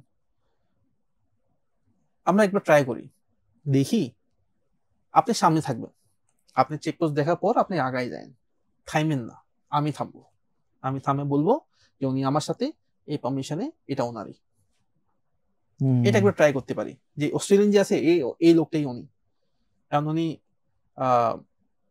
আপনি তো চলে গেছেন না, থামানোর সুযোগ নেই, আপনি আগে যাবেন, থামবেন না আপনি, ঠিক আছে। আমি ওনাকে কোন রকম কনভিন্স করে চলে আসবো, এবং যে কথা সেই কাজ। উনি জাস্ট একটা গ্রিন সিগন্যাল অপেক্ষায় ছিলেন। হঠাৎ করে আমার কাছে আইডিয়া আসছে, আমি ওনাকে বললাম, ওনার পছন্দ হয়েছে ব্যাপারটা, ঠিক আছে আমি ট্রাই করি। যেহেতু আমরা আগে থেকে প্ল্যান করেছি, আমাকে এমনি অর্ধেক রেখে চলে যাই, কারণ মেইন আমাদের আইডিয়া হয়েছে ওটার জন্যই আমরা আসছি। তো যদি ইনকে যদি কিছু আপনাকে বলে, আমরা ফিরে চলে আসবো, আমরা দুইজন একসাথে যাবো, আমিও যাবো না, আমার একা যেতে, আমি বেসিক্যালি আমার যে পলিসি হচ্ছে, আমি যে চিন্তা করি, একা আমি ঘুরতে পছন্দ করি না, আমি গল্প করবো কার সাথে, একজন থাকা লাগে তো এক্সপিরিয়েন্স শেয়ার করার জন্য। ভাই কেমন লাগতেছে, কেমন আপনার দেখেন, একটু ছবি তুলি না, আমি একটু ছবি তুলি।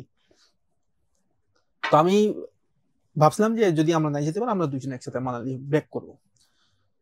তো উনি ঠিক রাজি হইলেন এবং রিস্কটা নিলেন। ঠিক সেম কাহিনী ঘটছে, চেকপোস্টে থামাইছে, উনি আগে চলে গেছে। আমি চেকপোস্টে থামি, বলছি দেখি পারমিশনটা আছে, ও সামনে দিয়ে আছে, লোকটা হয়তো আপনি খেয়াল করে নেই আপনাকে, উনি আমার সাথে আছে, আচ্ছা ঠিক আছে যান। এভাবে আমরা কয়েকটা চেকপোস্ট ক্রস করে ফেলছি।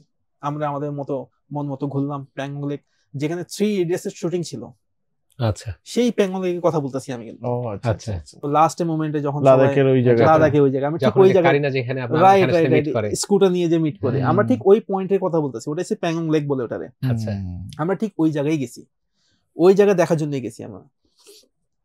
আমরা চাইলে ব্যাক করতে পারতাম সেম রাস্তা, বাট আমরা নতুন নতুন কিছু এক্সপ্লোর করতে চাই। দেখা যাচ্ছে সামনে থেকে একটা রুট আছে, বাট রাস্তা নেই, মানে টায়ারের দাগ, এই সামনে থেকেও সেম রাস্তা যাওয়া যায়। তো ওটা হচ্ছে ঠিক চায়না বর্ডারের সাথে একবারে, যেটা বললাম বর্ডার ডিফাইন করা নাই, ওই রাস্তা হয়ে যেতে হবে। তো রোহিত ভাই বলছে চলো আমরা এখান থেকে যাই, চলেন দেখা যাক কি হবে। তো যেতে যেতে দেখি ওয়াইল্ড সেঞ্চুরির ভিতরে আমরা ঢুকে গেছি। ওয়াইল্ড সেঞ্চুরি মানে জঙ্গলের মধ্যে ঢুকে গেছি। জঙ্গল তো না, জঙ্গল বলা হবে না, বাট এটা ওয়াইল্ড, যারা আপনার পশু যারা আছে, মানে হরিণ আছে, ঘোড়া আছে, আরো বাঘ টাক থাকতেই পারে ওখানে, অভয়ারণ্যের মধ্যে। হ্যাঁ পাহাড়ি, এটা সব পাহাড়ি এলাকা। তো আমরা দেখতেছি যে যেতে যেতে একটু অন্ধকার হয়েছে, ঘোড়া পাল এক জায়গায় খুব দূরে দাঁড়ায় আছে, খুব দূরে। হঠাৎ করে ওখানে বৃষ্টি পড়া শুরু হয়েছে, ঘোড়া পাল কমপক্ষে 100 থেকে 150 ঘোড়া পাল ছিল। এরা দৌড়ায় দৌড়ায় আমাদের সামনে দেখছি 150 ঘোড়া যখন একসাথে দৌড়ায়, একটা ভাইব্রেশন আসে যে কিছু একটা হচ্ছে, তুফান টাইপ কিছু আসতেছে এরকম। ওরা একসাথে দৌড়ায় দৌড়ে দেখতেছে, আমি ঠিক ওয়াইল্ড সেঞ্চুরির ভিতরে যে আমরা সব সিন দেখতে পাচ্ছি, আমাদের সামনে থেকে, আমাদের রাস্তা থেকে সামনে ক্রস করে ওই পাশে চলে গেছে। দেখার মতো সিন ছিল। তখন কি ভয় লাগেনি? না, আমি তো এনজয় করতেছিলাম এটাকে, বাট লোকজন ছিল না ওখানে। আচ্ছা, আমরা তখন বাঘের মাথায় কথাই মাথা আসেনি, এইখানে বাঘ থাকে জঙ্গলে, সুন্দরবনে। এর মধ্যে 2টা পাহাড়ের মাঝখান দিকে যাচ্ছি আমরা, তো দেখতেছি হরিণে পাল এই পাহাড় থেকে নেমে, সামনে থেকে নেমে উপর দিকে যাচ্ছে। আচ্ছা, যে রাস্তা থেকে আমরা যাচ্ছি ওই রাস্তা পার হয়ে যাচ্ছে। What a movement! এটাই তো চাই আমরা, এটাই তো আমাদের কোন ট্যুরে একটা মূল একটা মুভমেন্ট আমাদের জন্য, এক্সক্লুসিভ পয়েন্ট আর কি। পুরাই এটা দেখে মনটা ভরে গেছে, না আমাদের ট্যুর হয়ে গেছে, আমাদের ট্যুর হয়েছে। দেন আমরা আস্তে আস্তে গিয়ে আমরা ওই, এখন পর্যন্ত আমরা আমাদের ডেস্টিনেশন পৌঁছাইতে পারি না, এইসবের কারণ দেরি হয়ে গেছে, অন্ধকার হয়ে যাচ্ছে। এবার তো রাস্তা খুঁজতে আমাদের একটু অসুবিধা হচ্ছে, কারণ টায়ারের দাগ খুঁজতে হবে, লাইট পর্যাপ্ত পরিমাণ লাগবে। করতে করতে করতে করতে আমরা লাস্ট 2টা আরো চেকপোস্ট ছিল, আর্মি চেকপোস্ট। তো ওখানে নিয়ম হচ্ছে প্রত্যেকটা জায়গায় আপনাকে একটা ফটোকপি দিতে হবে, পারমিশনের যে পারমিশন আপনি দিচ্ছে ওটা ফটোকপি দিতে হবে। তো আমার কাছে সব ফটোকপি ছিল। তো এইবার রোহিত ভাই যখন ওই চেকপোস্টে থামছেন, এই চেকপোস্টে উনি আগাইতে পারেননি, ঠিক পয়েন্টে দাঁড়ায় গেছেন। আমি তো ঠিক পিছনে, এখন কি করি, এখন কিভাবে কভার করব? তো উনি বললো যে ভাই পাসপোর্টটা দেন। পারমিশন আছে? উনি বলে হ্যাঁ আছে। পারমিশন যদি ক্রস চেক করে পাসপোর্ট নাম্বার তো মিলবে না, তখন কি করি এখন? তো ওনাকে আমি কি বললাম, ডাইভার্ট করলাম কথায়, কারণ যেহেতু আমরা একটা রুরাল এরিয়াতে আছি, এখানে লোকজনের লোক মানে খুব কম, যে উনি পাসপোর্ট বের করতে হতে ওনাকে জিজ্ঞাসা করছি, আমি প্রথমে বাংলায় ওনাকে বলেছি ভাই আপনি সহজে বের করেন না, খুব চাপাচাপি না করলে। তো আমি ওনাকে বললাম যে ভাইয়া এখানে সামনে গ্রাম কত দূর আছে, মানে দূর থেকে ডাইকা বলতেছি, এই তো আপনার সামনে 30-40 কিলোমিটার একটা গ্রাম আছে নিয়মাতে গিয়ে আপনি ওখানে যেতে পারবেন। আচ্ছা, তারপর আবার যখন রোহিত ভাই দিকে মুভ করে, হ্যাঁ আপনি, আমি আবার ভাইয়া এখানে আমাদের তো পেট্রোল সংকট পড়ে গেছে, এই পেট্রোলটা কোথা থেকে নিব? যেই গ্রামের কথা আপনাকে বলছি ওখানেই খোলা কিছু পেট্রোল পাওয়া যায়, আচ্ছা, আপনাকে ব্ল্যাকে নিতে হবে, নর্মাল প্রাইস পাবেন না। ও আচ্ছা, আমাদের তো ব্ল্যাকে সমস্যা। আপনারা কোথায় থেকে আসছেন? বাংলায় কথা বলতেছে আমার সাথে, আর্মি। আচ্ছা, আপনি এতক্ষণ পর্যন্ত রোহিত ভাইকে বলছেন পাসপোর্ট বের না করতে, আমি তখন আকাশ থেকে বললাম এটা কি হলো, দাদা আপনাদের বাড়ি কোথায়? আমি করলাম আমাদের বাড়ি তো ঢাকা। ও ঢাকা থেকে আসছেন আপনি? হ্যাঁ হ্যাঁ হ্যাঁ। আরে খাইছি তো পুরা ধরা খেয়ে গেলাম। তো সামহাও পরে আবার উনি যখন পাসপোর্ট জিজ্ঞাসা করতে যায় তখন আমি ওনাকে আরেকটা প্রশ্ন করি, দাদা এখানে থাকা ব্যবস্থা কোথায় আছে? তখন আমি বাংলায় প্রশ্ন করছি, তখন হিন্দিতে কথা বলতেছিলাম। তো পরে উনি বলল যে যেখানে আপনার নিয়ম গ্রাম আছে ওখানে হোম স্টে সুবিধা আছে, প্রতিদিন আপনাকে মতো খাওয়া দাওয়া দিবে, আপনাকে বাসায় থাকতে পারবেন, বাসায় থাকতে পারবেন, ওদের বাসায় থাকতে পারবেন, আপনি খাওয়া দাওয়া দিবেন। ইন দ্য মিনটাইম বৃষ্টি শুরু হয়ে গেছে। তখন আমি আবার বললাম দাদা আপনি তো আমাদেরই লোক, আমাদের তাড়াতাড়ি ছেড়ে দেন, কারণ বৃষ্টি হয়েছে, আপনার আমরা অনেক টায়ার্ড, সকাল থেকে রাইড করতেছি, হ্যাঁ আমাদের গিয়ে থাকতে হবে, আমাদের অবস্থা খুবই খারাপ। ও হ্যাঁ হ্যাঁ ঠিক আছে যান। ওনার পাসপোর্ট চেক করেনি উনি, আপনারটা দেখেন, আমারটা পারমিশন কপি তো দিয়ে দিছি ওনাকে আমি হাতে, যে ভাই এই ফটোকপি দিয়ে দিছি। উনি তো ওটার সাথে ক্রস চেক করতেছিল আর কি, ক্রস চেক করার সুযোগ দিইনি আমি। তো পরে বলছি দাদা, আমি বললাম দাদা সামনে চেকপোস্ট যে আছে ওটাতে বলে দেন আপনি, হ্যাঁ আমরা কিন্তু খুব টায়ার্ড আছে, আমি চলে যাবো। হ্যাঁ ঠিক আছে বলে দিচ্ছি। সামনে চেকপোস্ট গার্ডারটা উঠে দিয়েছে, ইন্ডিয়ান আর্মির লোক ছিলেন, হ্যাঁ ইন্ডিয়ান আর্মি লোক, কলকাতার ছিলেন, কলকাতা ছিল, পশ্চিমবঙ্গে, রাইট। তো পরে সামনে গার্ডারও দেখলাম যে হ্যাঁ ওনারা আগে থেকে খুলে রাখছে ওটা, আমরা সুন্দর করে আর্মি যেটা আমাদের যে চেকপোস্ট যতগুলো ছিল সব ক্লিয়ার হয়ে গেছে আমাদের। আচ্ছা, এখন আর আমাদের টেনশন নাই। তখন আমরা নিয়ম গ্রামে যাই, সেম সেই তথ্য যা দিছে, একটা হোমস্টে খুঁজি আমরা, বিভিন্ন জায়গা গিয়ে, মানে ঠিক চায়না বর্ডারের সাথে লাগতেছে ওটা নিয়মা গ্রামটা, আপনি ম্যাপে দেখলে সার্চ করতে পারবেন। আপনি প্রত্যেকটা বাসার নক করি হোমস্টে আছে, তারা মনে হয় চাইনিজদের মতই হয়, হ্যাঁ ইউজুয়াল ইন্ডিয়ানদের মতো, রাইট চাইনিজের মতোই তারা আসলো। তো এক জায়গা আমরা নক করে পাই যে হ্যাঁ বাইক রাখার ব্যবস্থা আছে, থাকার ব্যবস্থা আছে, খাওয়ার ব্যবস্থা আছে। তো ওনারা আমাদেরকে খাওয়া কি দিলেন, একটা দই দিছেন আমাকে, ওখানকার ইয়াক আছে না, যে বন মহিষ টাইপের, হ্যাঁ ওই মহিষের দই দিছেন আমাদের খাওয়ার জন্য। আমাদের ডাল ভাত তো দিছেনই, ওই দইটাও দিছেন, ওর ডিফারেন্ট টেস্ট ছিল একবার। তা আমাদের নরমালি হিন্দিতে কথা বলেন নাকি? হিন্দিতে কথা বলে, ওরাও হিন্দি, ওদের লোকাল ভাষা আরেকটা আছে, কিন্তু ওরাও ভাঙ্গা হিন্দি, আমিও ভাঙ্গা হিন্দি, দুইজনে মিলে যাচ্ছে। তো আমরা পরদিন সকালে থাইকা, এইবার আমরা মনে করেন ওই ইনার লাইন থেকে তো বের হয়ে গেছে। আমরা কত পে করতে হয়? 300-500 রুপি, 300-500 রুপি, হ্যাঁ 300-500 রুপি, এটা বার্গেনিং করে নিতে হয়, যে যেরকম সুবিধা দিবে ওরকম থাকা খাওয়া। আচ্ছা, থাকা খাওয়া, সকালে নাস্তা সহ আর কি। আচ্ছা, দেন সকালে নাস্তা করে আমরা পেট্রোল নিই ওই ব্ল্যাক থেকে 100, যেখানে আমরা কমে পাচ্ছিলাম সেখানে 130 রুপি লিটার নিয়েছি আমরা। আচ্ছা, ওখানে নর্মালি সহজে পেট্রোল 2016 সালে 130 রুপি ব্ল্যাকে, রাইট। তখন ব্ল্যাকে আমরা নিই 5 লিটার মতো নিই আমরা, পার লিটার 130, রাইট।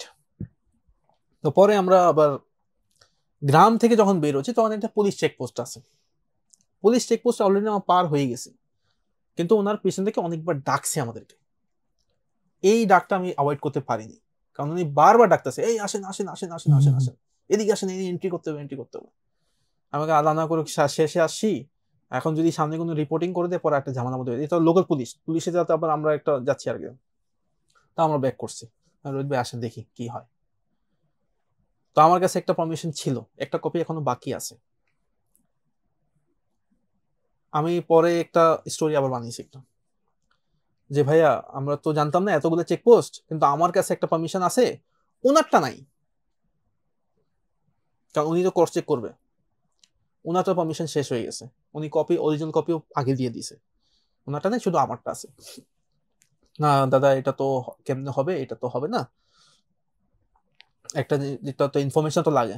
ঠিক আছে ইনফরমেশন লাগে যেহেতু, আপনি কাজ করেন, আপনি কাগজ দেন, কলম দেন, নেন রোহিত ভাই আপনার পাসপোর্ট নাম্বার কত, লেখেন, আপনার নাম লেখেন, বয়স লেখেন, ডেট অফ বার্থ লেখেন, লাইসেন্স নাম্বার বলেন আপনার লেখেন, গাড়ি নাম্বার বলেন, এই ইনফরমেশন হইলে তো হচ্ছে। হ্যাঁ দাদা এই ইনফরমেশন হয়েছে, ঠিক আছে রাখেন, আমারটা কপি রাখেন, আল্লাহ হাফিজ। ওনারা এটা বুঝ দিয়ে আমি ওনাকে নিয়ে বেরিয়ে গেছি। এবার আমরা ডেঞ্জার জোন থেকে বাইরে। তার মানে আপনাদের যে লক্ষ্য ছিল এই হলো। এখানে আবু সাইদ ভাই আমি একটু অন্য বিষয়গুলো জানতে চাচ্ছি, সেটা হচ্ছে আমরা তো মোটামুটি ভাবে আপনাদের ফার্স্ট ট্যুরটার কথা জানলাম, জি। সেকেন্ড ট্যুরটা এবং আমরা জানি যে আপনি 3টা ট্যুর দিয়েছেন, জি। সেকেন্ড ট্যুর এবং থার্ড ট্যুরটা সম্বন্ধে একটু সংক্ষিপ্ত করে আমাদের বলেন, কোথায় কোথায় গিয়ে কোথায় কোথায় গেল? আচ্ছা সেকেন্ড ট্যুর ছিল আমাদের 5 জনের ট্যুর, তখন আমি লিডার ছিলাম, মানে কোন রুট দিয়ে যেতে হবে, যেহেতু আমার আগে এক্সপিরিয়েন্স আছে 2016 সালে 2018 সালে আমি সেম রুট অর্গানাইজ করি এবং এটাতে কিছু নতুন রুট যুক্ত করি। জি। তো এটা নিয়েই আপনার কি বলে, এটার মধ্যে ছিল একটা জান্সকার ভ্যালি, যেটা আমরা আগে এক্সপ্লোর করে নিই, কারণ একটা টাইম এক জায়গায় যাওয়া যায়, দুই বেতে থাকলে আবার একটা এক্সপ্লোর করলে আবার অনেক ঘুরে আসতে হবে, আপনার চ্যালেঞ্জিং হয়ে যায়, অনেক চ্যালেঞ্জিং। এইবার আমরা জান্সকার ভ্যালি এক্সপ্লোর করব। তো এইবার প্ল্যান করছি আমরা অল ইন্ডিয়া রাইড দেবো, দাউকি হয়ে, শিলং হয়ে, গুয়াহাটি হয়ে, আপনার শিলিগুড়ি হয়ে, দেন আমরা কলকাতা আসবো, কলকাতায় নিয়ে গিয়ে বিহার থেকে সেই এই আপনার লখনউ, আগ্রা, দিল্লি, দেন চণ্ডীগড় থেকে তারপর আমার মানে সেম রুট, কারণ যারা বাকি 4 জন আছে এরা আমাদের ট্যুর দেখে মোটামুটি ইন্সপায়ার্ড ছিলেন যে না আমরা ওই রাস্তা দিয়েই যাব। হ্যাঁ, বাট এইবার আমি নিয়েছিলাম, টুইস্ট ছিল CG125। রাইট। এটা কত সালে করলেন? 2018 সালে। এরপরের ট্যুরটা করছি আমরা 2019 সালে। আমার প্ল্যান ছিল ঢাকা থেকে মক্কা, মানে আমরা উমরা করতে যাব। জি। এটার মধ্যে আমার সাথে 3 জন ছিলেন। আচ্ছা, মানে আমরা 3 জন ছিলাম, আমি, আবু সাইদ, আমার একজন ফ্রেন্ড ছিল মেহেদি হাসান, আর একজন ছিল মাজদেক চৌধুরী। আচ্ছা, খুবই এক্সট্রা অর্ডিনারি পারসন, খুবই আপনার ট্যালেন্টেড বলা যায় আর কি, কারণ ও, হ্যাঁ, তো ও আমার সাথে ছিল। আমরা পুরো মোটামুটি ডকুমেন্টেশন যা আছে, এই যত দেশে যে আপনার ভিসা প্রসেসিং ব্যাপার স্যাপার আছে এইগুলা নিয়ে কাজ করা, সে মোটামুটি খুব ভালো জানে এই ব্যাপারে, সে আগায় ফেলছিল। এবং বাইক নিয়ে কেমনে যাওয়া যায়, তো এখন বাইক নিয়ে যাওয়া তো যায়, কিন্তু সবচেয়ে ক্রুশাল মোমেন্ট ছিল ইন্ডিয়া থেকে পাকিস্তান ঢোকা কিভাবে যায় বাইক নিয়ে। অ্যাজ আ বাংলাদেশি, ইউরোপিয়ান তো যায়, কিন্তু বাংলাদেশিদের কি সুবিধা আছে? বাংলাদেশিদের জন্য তো তেমন কোনো সুবিধা নাই। ট্রানজিট তো আমাদেরকে, যখন আমরা ইন্ডিয়ান ভিসার জন্য অ্যাপ্লাই করি, ট্রানজিট অপশন তো ওই বর্ডার থেকে পাওয়া যায় না, পাওয়া যায় শুধু নেপাল, ভুটান। আর ট্যুরিস্ট ভিসা আপনাকে ওই বর্ডার অ্যাক্সেস নাই, কারণ আপনি বর্ডারে মেনশন, পাসপোর্টে মেনশন করে দেয় যে আপনি এই বর্ডার থেকে এই বর্ডারেই যেতে পারবেন। হরিদাসপুর বা গেটে বা রেল বা এয়ার লেখা থাকে, তো আপনি তো এই বর্ডার এতে যেতে পারেন। এটাকে ক্র্যাক করতে আমরা 3-4 বার ইন্ডিয়া গেছি। যেটা সলিউশনটা কি, তখন আমরা যখন এই 3-4 বার যাওয়ার কারণে আমরা ফরেন মিনিস্ট্রিতে অনেকবার যাতায়াত করছি, যে আমরা bike traveller, motor bike traveller, আমরা ওয়ার্ল্ড ট্রাভেল করতে চাই অ্যাজ এ বাংলাদেশি। এখন যেহেতু মনে করেন চারদিক দিয়েই আপনাদের বর্ডার, মায়ানমার তো একটা সমস্যা চলতেছি, মায়ানমার দিয়ে আমরা যেতে পারবো না, যদিও আমরা ট্রাই করছি, বাট মায়ানমার আমাদেরকে ভিসা দেয়নি। মানে এটা আপনার ইন্ডিয়ার মিনিস্ট্রিতে ট্রাই করে পরবর্তীতে আপনারা গেলেন, রাইট? ওখান থেকে আপনারা এটা শেষ করতে পেরেছিলেন? জি আলহামদুলিল্লাহ, ওখান থেকে আমরা মিনিস্ট্রি থেকে পারমিশন নিয়েছি প্রপারলি, যে পারমিশন নিয়ে দেন আমরা ওখান থেকে ইন্ডিয়া থেকে পাকিস্তান বর্ডার হয়ে ঢুকি। আচ্ছা, ঠিক আছে। দেন আমরা ওখান থেকে পাকিস্তানে ঢুকে আমরা নর্থ এক্সপ্লোর করি, ওখানে মানে গিলগিত বালতিস্তান, চায়না বর্ডার যাওয়ার চেষ্টা করছি আমরা, কিন্তু চায়না বর্ডার যাইতে যেতে আমরা তখন আমাদের টাইমিং একটু অড ছিল, কারণ আপনার ডিসেম্বর মাস ছিল, তখন বরফ পড়া শুরু হয়ে গেছে অলরেডি। আমরা চায়না বর্ডার আমাদের যেখানে গিয়ে আমরা আটকেছি 50 কিলোমিটার দূরে ছিল। আচ্ছা, আপনি কি মক্কা পর্যন্ত যেতে পেরেছিলেন? গিয়ে ওমরা কি কমপ্লিট করতে পারেন? মক্কা পর্যন্ত যাওয়াটা হয়নি। বেসিক্যালি আমার একটু আমার বাবার মেডিকেল কন্ডিশন ছিল, যার কারণে আমার এমার্জেন্সি ফ্লাইটে ব্যাক করা লাগছে ঢাকা। কোন পর্যন্ত পৌঁছেছিলেন? আচ্ছা, আমি পৌঁছাইছিলাম পাকিস্তান করাচি পর্যন্ত পৌঁছাইছিলাম আমরা দুইজনই, আর আমি চলে আসি ঢাকায় তখন আর্জেন্সি কারণে। আর মাজদাক ছিল আমার ফ্রেন্ড, মাজদাক ওখান থেকে বাইকটা, যেহেতু এখন তখন আপনার অলমোস্ট করোনা শুরু হয়ে গেছে, জি, এরকম নিউজ শোনা যাচ্ছে অনেক বড় ক্লোজ হয়ে যাচ্ছে, কিছু একটা করতে হবে। তো মাজদাক কি করছে, মাজদাক আপনার ইরান ভিসা তখন আমরা পাইনি, ইরান ভিসার জন্য আমরা অনেক চেষ্টা করছি আমরা, আমরা তিনটা এমবেসিতেই গেছি, মানে কোন আমরা ইসলামাবাদ এমবেসিতে গেছি, লাহোর এমবেসিতে গেছি, করাচি এমবেসিতে গেছি, এবং যতটুকু চেষ্টা করা ছিল সব করছি আমরা। বাট আমাদেরকে ইরান ভিসা দেয়নি। ইরান ভিসার কথা, ওদের কথাই ছিল আপনি ইরান ভিসা নিতে হলে আপনি বাংলাদেশি হিসাবে বাংলাদেশ থেকে নিতে হবে। আচ্ছা, যদিও এই ভিসা তারা ইন্ট্রোডিউস করছে, but not for Bangladeshi, only for Pakistan, only for মানে পাকিস্তানি, যেহেতু ওখানে আছে পাকিস্তানি দিবে, বা অন্যান্য দেশ যারা আছে ওটা যাবে, বাংলাদেশ থেকে এখান থেকে দিবে না, আপনাকে বাংলাদেশে গিয়ে ভিসা নিতে হবে। তখন মাজদা কি করছে, বাইকটা কুরিয়ার করে দিয়েছে আপনার শিপের মাধ্যমে দুবাই। আচ্ছা, আমি তখন ছিলাম না, আমি চলে আসছি জাস্ট কোনো রকম বাইকটা রেখে একজনের কাছে ঢাকা চলে আসি। সে দুবাই থেকে কন্টিনিউ করছে, দুবাই এক্সপ্লোর করে দেন সৌদি আরব উদ্দেশ্যে বের হয়েছিল। সে করোনার কারণে বর্ডার সৌদি আরব ক্লোজ করে দিয়েছে, তার বর্ডার থেকে ফিরে আসতে হয়েছে। অসাধারণ। আবু সাইদ ভাই, আমরা একটা জিনিস জানি যে আপনি বাংলাদেশে বেশ কিছু মোটরসাইকেল রাইডিং কম্পিটিশনে পার্টিসিপেট করেছেন। এই বিষয়টা যদি বলে যে এই কম্পিটিশন গুলো কোথায় হচ্ছে এবং আপনি কিভাবে পার্টিসিপেট করে সেখানে চ্যাম্পিয়ন হলেন? বেসিক্যালি এরকম কম্পিটিশনে সুযোগে তো আমরা সবাই ছিলাম অ্যাজ এ এক্সট্রিম রাইডার হিসাবে, আমরা যতটুকু এক্সপিরিয়েন্স আছে, আমাকে এরকম কিছু কম্পিটিশন না হলে তো একটা। এখানে আমি একটা জিনিস অ্যাড করতে চাই একটু আপনার সাথে, যে আপনার আগে আমাদের ওয়াসিফ ভাইও আসছিলেন, তো তখন উনি রাইডিং এর একটা ক্রাইটেরিয়ার কথা বলেছেন, ইন্টারন্যাশনাল কিছু ক্রাইটেরিয়া আছে, যে যেখানে হচ্ছে রাইড হচ্ছে সেখানে রাইডের কিছু স্পিডের বিষয় আছে, যিনি রাইডটা ইন্ট্রোডিউস করবেন ওখানে কেউ যদি ডেথ হয় তার কিছু লায়াবিলিটিস না ইস্যু আছে, এই বিষয়গুলো কি করা হয়েছিল এটা একটু মেনশন করুন। আচ্ছা, এই বিষয়গুলো আসলে আপনার ওইভাবে করা হয়নি, এটা জাস্ট ক্যাজুয়ালি একটা রাইডিং ইভেন্ট ম্যানেজ করা হয়েছে, মানে এটা একটা গ্রুপের মাধ্যমে, এটা ইজ নট ন্যাশনাল লেভেল ছিল তা না, বাট একটা আমাদের বিভিন্ন ডিস্ট্রিক্টে মোটামুটি সবার গ্রুপ পাওয়া যায়, বাইকিং গ্রুপ পাওয়া যায়। তো ওনারা বেসিক্যালি করছিল আপনার একটা ক্যাম্পিং করতো প্রতি বছর। তো ওনারা এই আইডিয়াটা মাথায় আসলো, ওয়াই নট একটু ছোট্টখাটো কম্পিটিশন হয়ে যাক রাইডিং এ, নিজের যে এরিয়ার মধ্যে আমরা ক্যাম্পিং করছি এটাই চারদিক দিয়ে বর্ডার দিয়ে একটা ছোট্ট একটা রাস্তা তৈরি করা হয়েছে, এখান থেকে টাইম ট্রায়াল, মানে যে আগে যেতে পারবে সে উইনার। তো এর মধ্যে ওই কম্পিটিশনের জন্য শুধু রেসের জন্য রেজিস্ট্রেশন করছিল 60 থেকে 70 জন। আচ্ছা, হ্যাঁ, আমরা এটা ইজ নট দ্যাট যে সবাই জিততে হবে তা না, ইট ইজ লাইক দ্যাট আমরা এনজয় করবো, প্রথম কিছু একটা নতুন কিছু হচ্ছে আর কি, আমরা এনজয় করবো। এবং সবগুলো যে ক্লজ আপনি ওয়াসিফ বলছে এটা ঠিক, এটা এরকমই হওয়া উচিত, কিন্তু যেহেতু আমাদের মধ্যে এটা একটা আন্ডারস্ট্যান্ডিং আছে, এমন না যে কেউ অপরিচিত ছিল তা না, সব পরিচিত মধ্যেই আছে, আমরাই করছিলাম। কোথায় কোথায় হলো এটা, কবে কবে? এটা কুমিল্লাতে হয়েছে একবার। কুমিল্লা কোন জায়গাতে? কুমিল্লা হচ্ছে লালমাই পাহাড়ে। লালমাই পাহাড়ে এটা বাউন্ডারির ভিতরে। ওখানে আপনারা কতজন পার্টিসিপেট করেন? কমপক্ষে 70 থেকে 80 জন। ওখানে আপনি চ্যাম্পিয়ন হন? ওখানে সবার মধ্যে আমি চ্যাম্পিয়ন হই। আর দ্বিতীয়টা আয়োজন করা হয়েছিল আপনার সিলেটে। আচ্ছা, কুমিল্লাটা কত সনে কবে অ্যারেঞ্জ করা হয়? এটা আপনার পাশাপাশি করা হয়েছে, আপনার এই বছরই করা হয়েছে। আচ্ছা, এই বছরই করা হয়েছে। সিলেটেরটা আপনার মানে বেসিক্যালি তো দুই ক্যাটাগরি রেস, মানে টাইম ট্রায়াল ল্যাব হয়েছে, রেস বলা হবে না, বেসিক্যালি রেস হলে তো সব একসাথে ছাড়ে, এখানে ইন্ডিভিজুয়ালি একজনকে ছাড়া হয়েছে, তার টাইমিংটা দেখবে জাস্ট যে সে কত, মানে এখানে আপনি যে কম্পিটিশনটা বলছেন, কম্পিটিশনটা যে একবারে 60 জন একসাথে এক ট্র্যাকে, আমরা যেটা মুভির মধ্যে বা দেখি বা কম্পিটিশন ওরকম না, সময় ট্র্যাকিং করা হয়েছে, কত তাড়াতাড়ি শেষ করতে পারবে। এখানে এমন না যে স্পিড তোলা যাবে তা না, কারণ রাস্তা ছোট ছিল। সেফটি ইস্যুস গুলো কি ছিল এখানে? অবশ্যই সেফটি ইস্যুস বলে সেফটি প্রিকশন নেওয়া ছিল সবারই, মোটা আপনার রাইডিং জ্যাকেট ছিল, নি গার্ড ছিল, হাই নেক বুট ছিল, প্রপার হেলমেট ছিল, গ্লাভস ছিল, মানে ইনকেস যদি সে পড়ে যায় সে আঘাত সহজে পাবে না। আর এখানে যে ট্র্যাক ছিল এটা আপনার এমন না যে খুব অনেক জোরে চালাতে পারবেন তাও না, 40-50 কিলোমিটার স্পিডেই চালানো সুযোগ আছে এখানে, কারণ টার্নিং ছিল, বেশিরভাগই টার্নিং ছিল। তো টার্নিং এর মধ্যে আপনি জানেন স্পিড মেইনটেইন করা যায় না।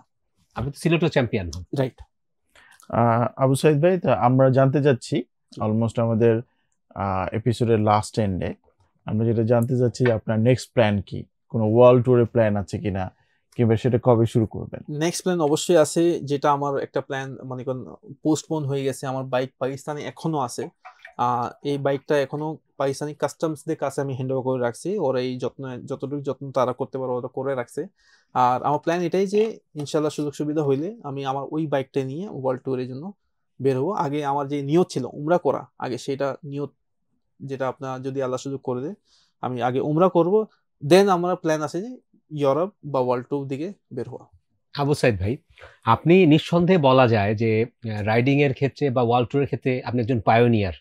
বাংলাদেশের মানুষকে আপনি শেখাচ্ছেন 125 নিয়ে 150 নিয়ে কিভাবে রাইড করা সম্ভব। আমি যদি আপনার মতো একজন পায়োনিয়ার কাছে জানতে চাই, আপনার দৃষ্টিতে বাংলাদেশের টপ 3 জন মোটরসাইকেল রাইডার সম্পর্কে? এভাবে তো আসলে 3 জনকে যদি ধরি আমি বাকিদেরকে অসম্মান করা হবে।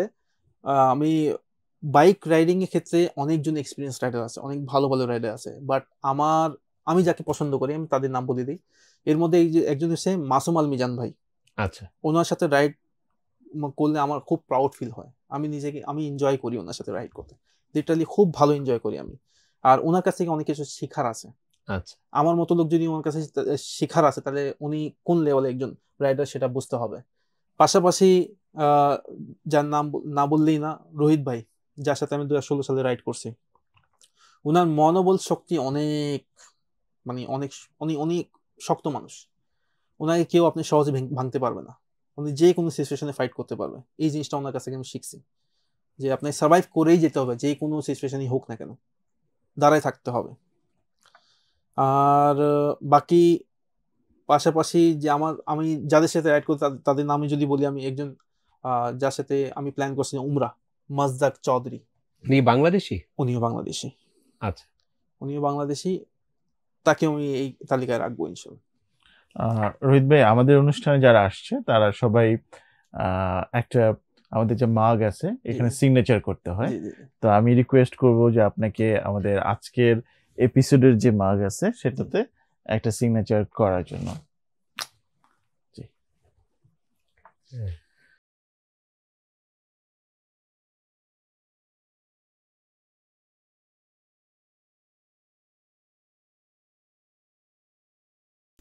থ্যাংক ইউ সো মাচ আমাদের আজকের অনুষ্ঠানে আসার জন্য। Pleasure of mind. Thank you so much Asad ভাই, থ্যাংক ইউ সো মাচ সাদি ভাই। আবু সাইদ ভাই, আমাদের কথা কিন্তু আজকে শেষ হলো না। আমরা হয়তো এরপরে আবার আপনি যখন ওয়ার্ল্ড ট্যুর দিবেন তার পূর্বে আমরা আবার কথা বলবো, এবং আমরাও তখন থাকার চেষ্টা করবো সেই world tour plus Dhaka podcast. ইনশাআল্লাহ। অনেক অনেক শুভকামনা আপনার জন্য। ভালো থাকবেন। ধন্যবাদ। জি, আপনাকে আবার অভিনন্দন, আপনি এত সকল ব্যস্ততা মাঝে আমাদের এখানে এসেছেন, অনেক অনেক ধন্যবাদ। ঢাকা পডকাস্টের এপিসোড আমরা এখানেই আজ শেষ করছি। সকলকে ধন্যবাদ।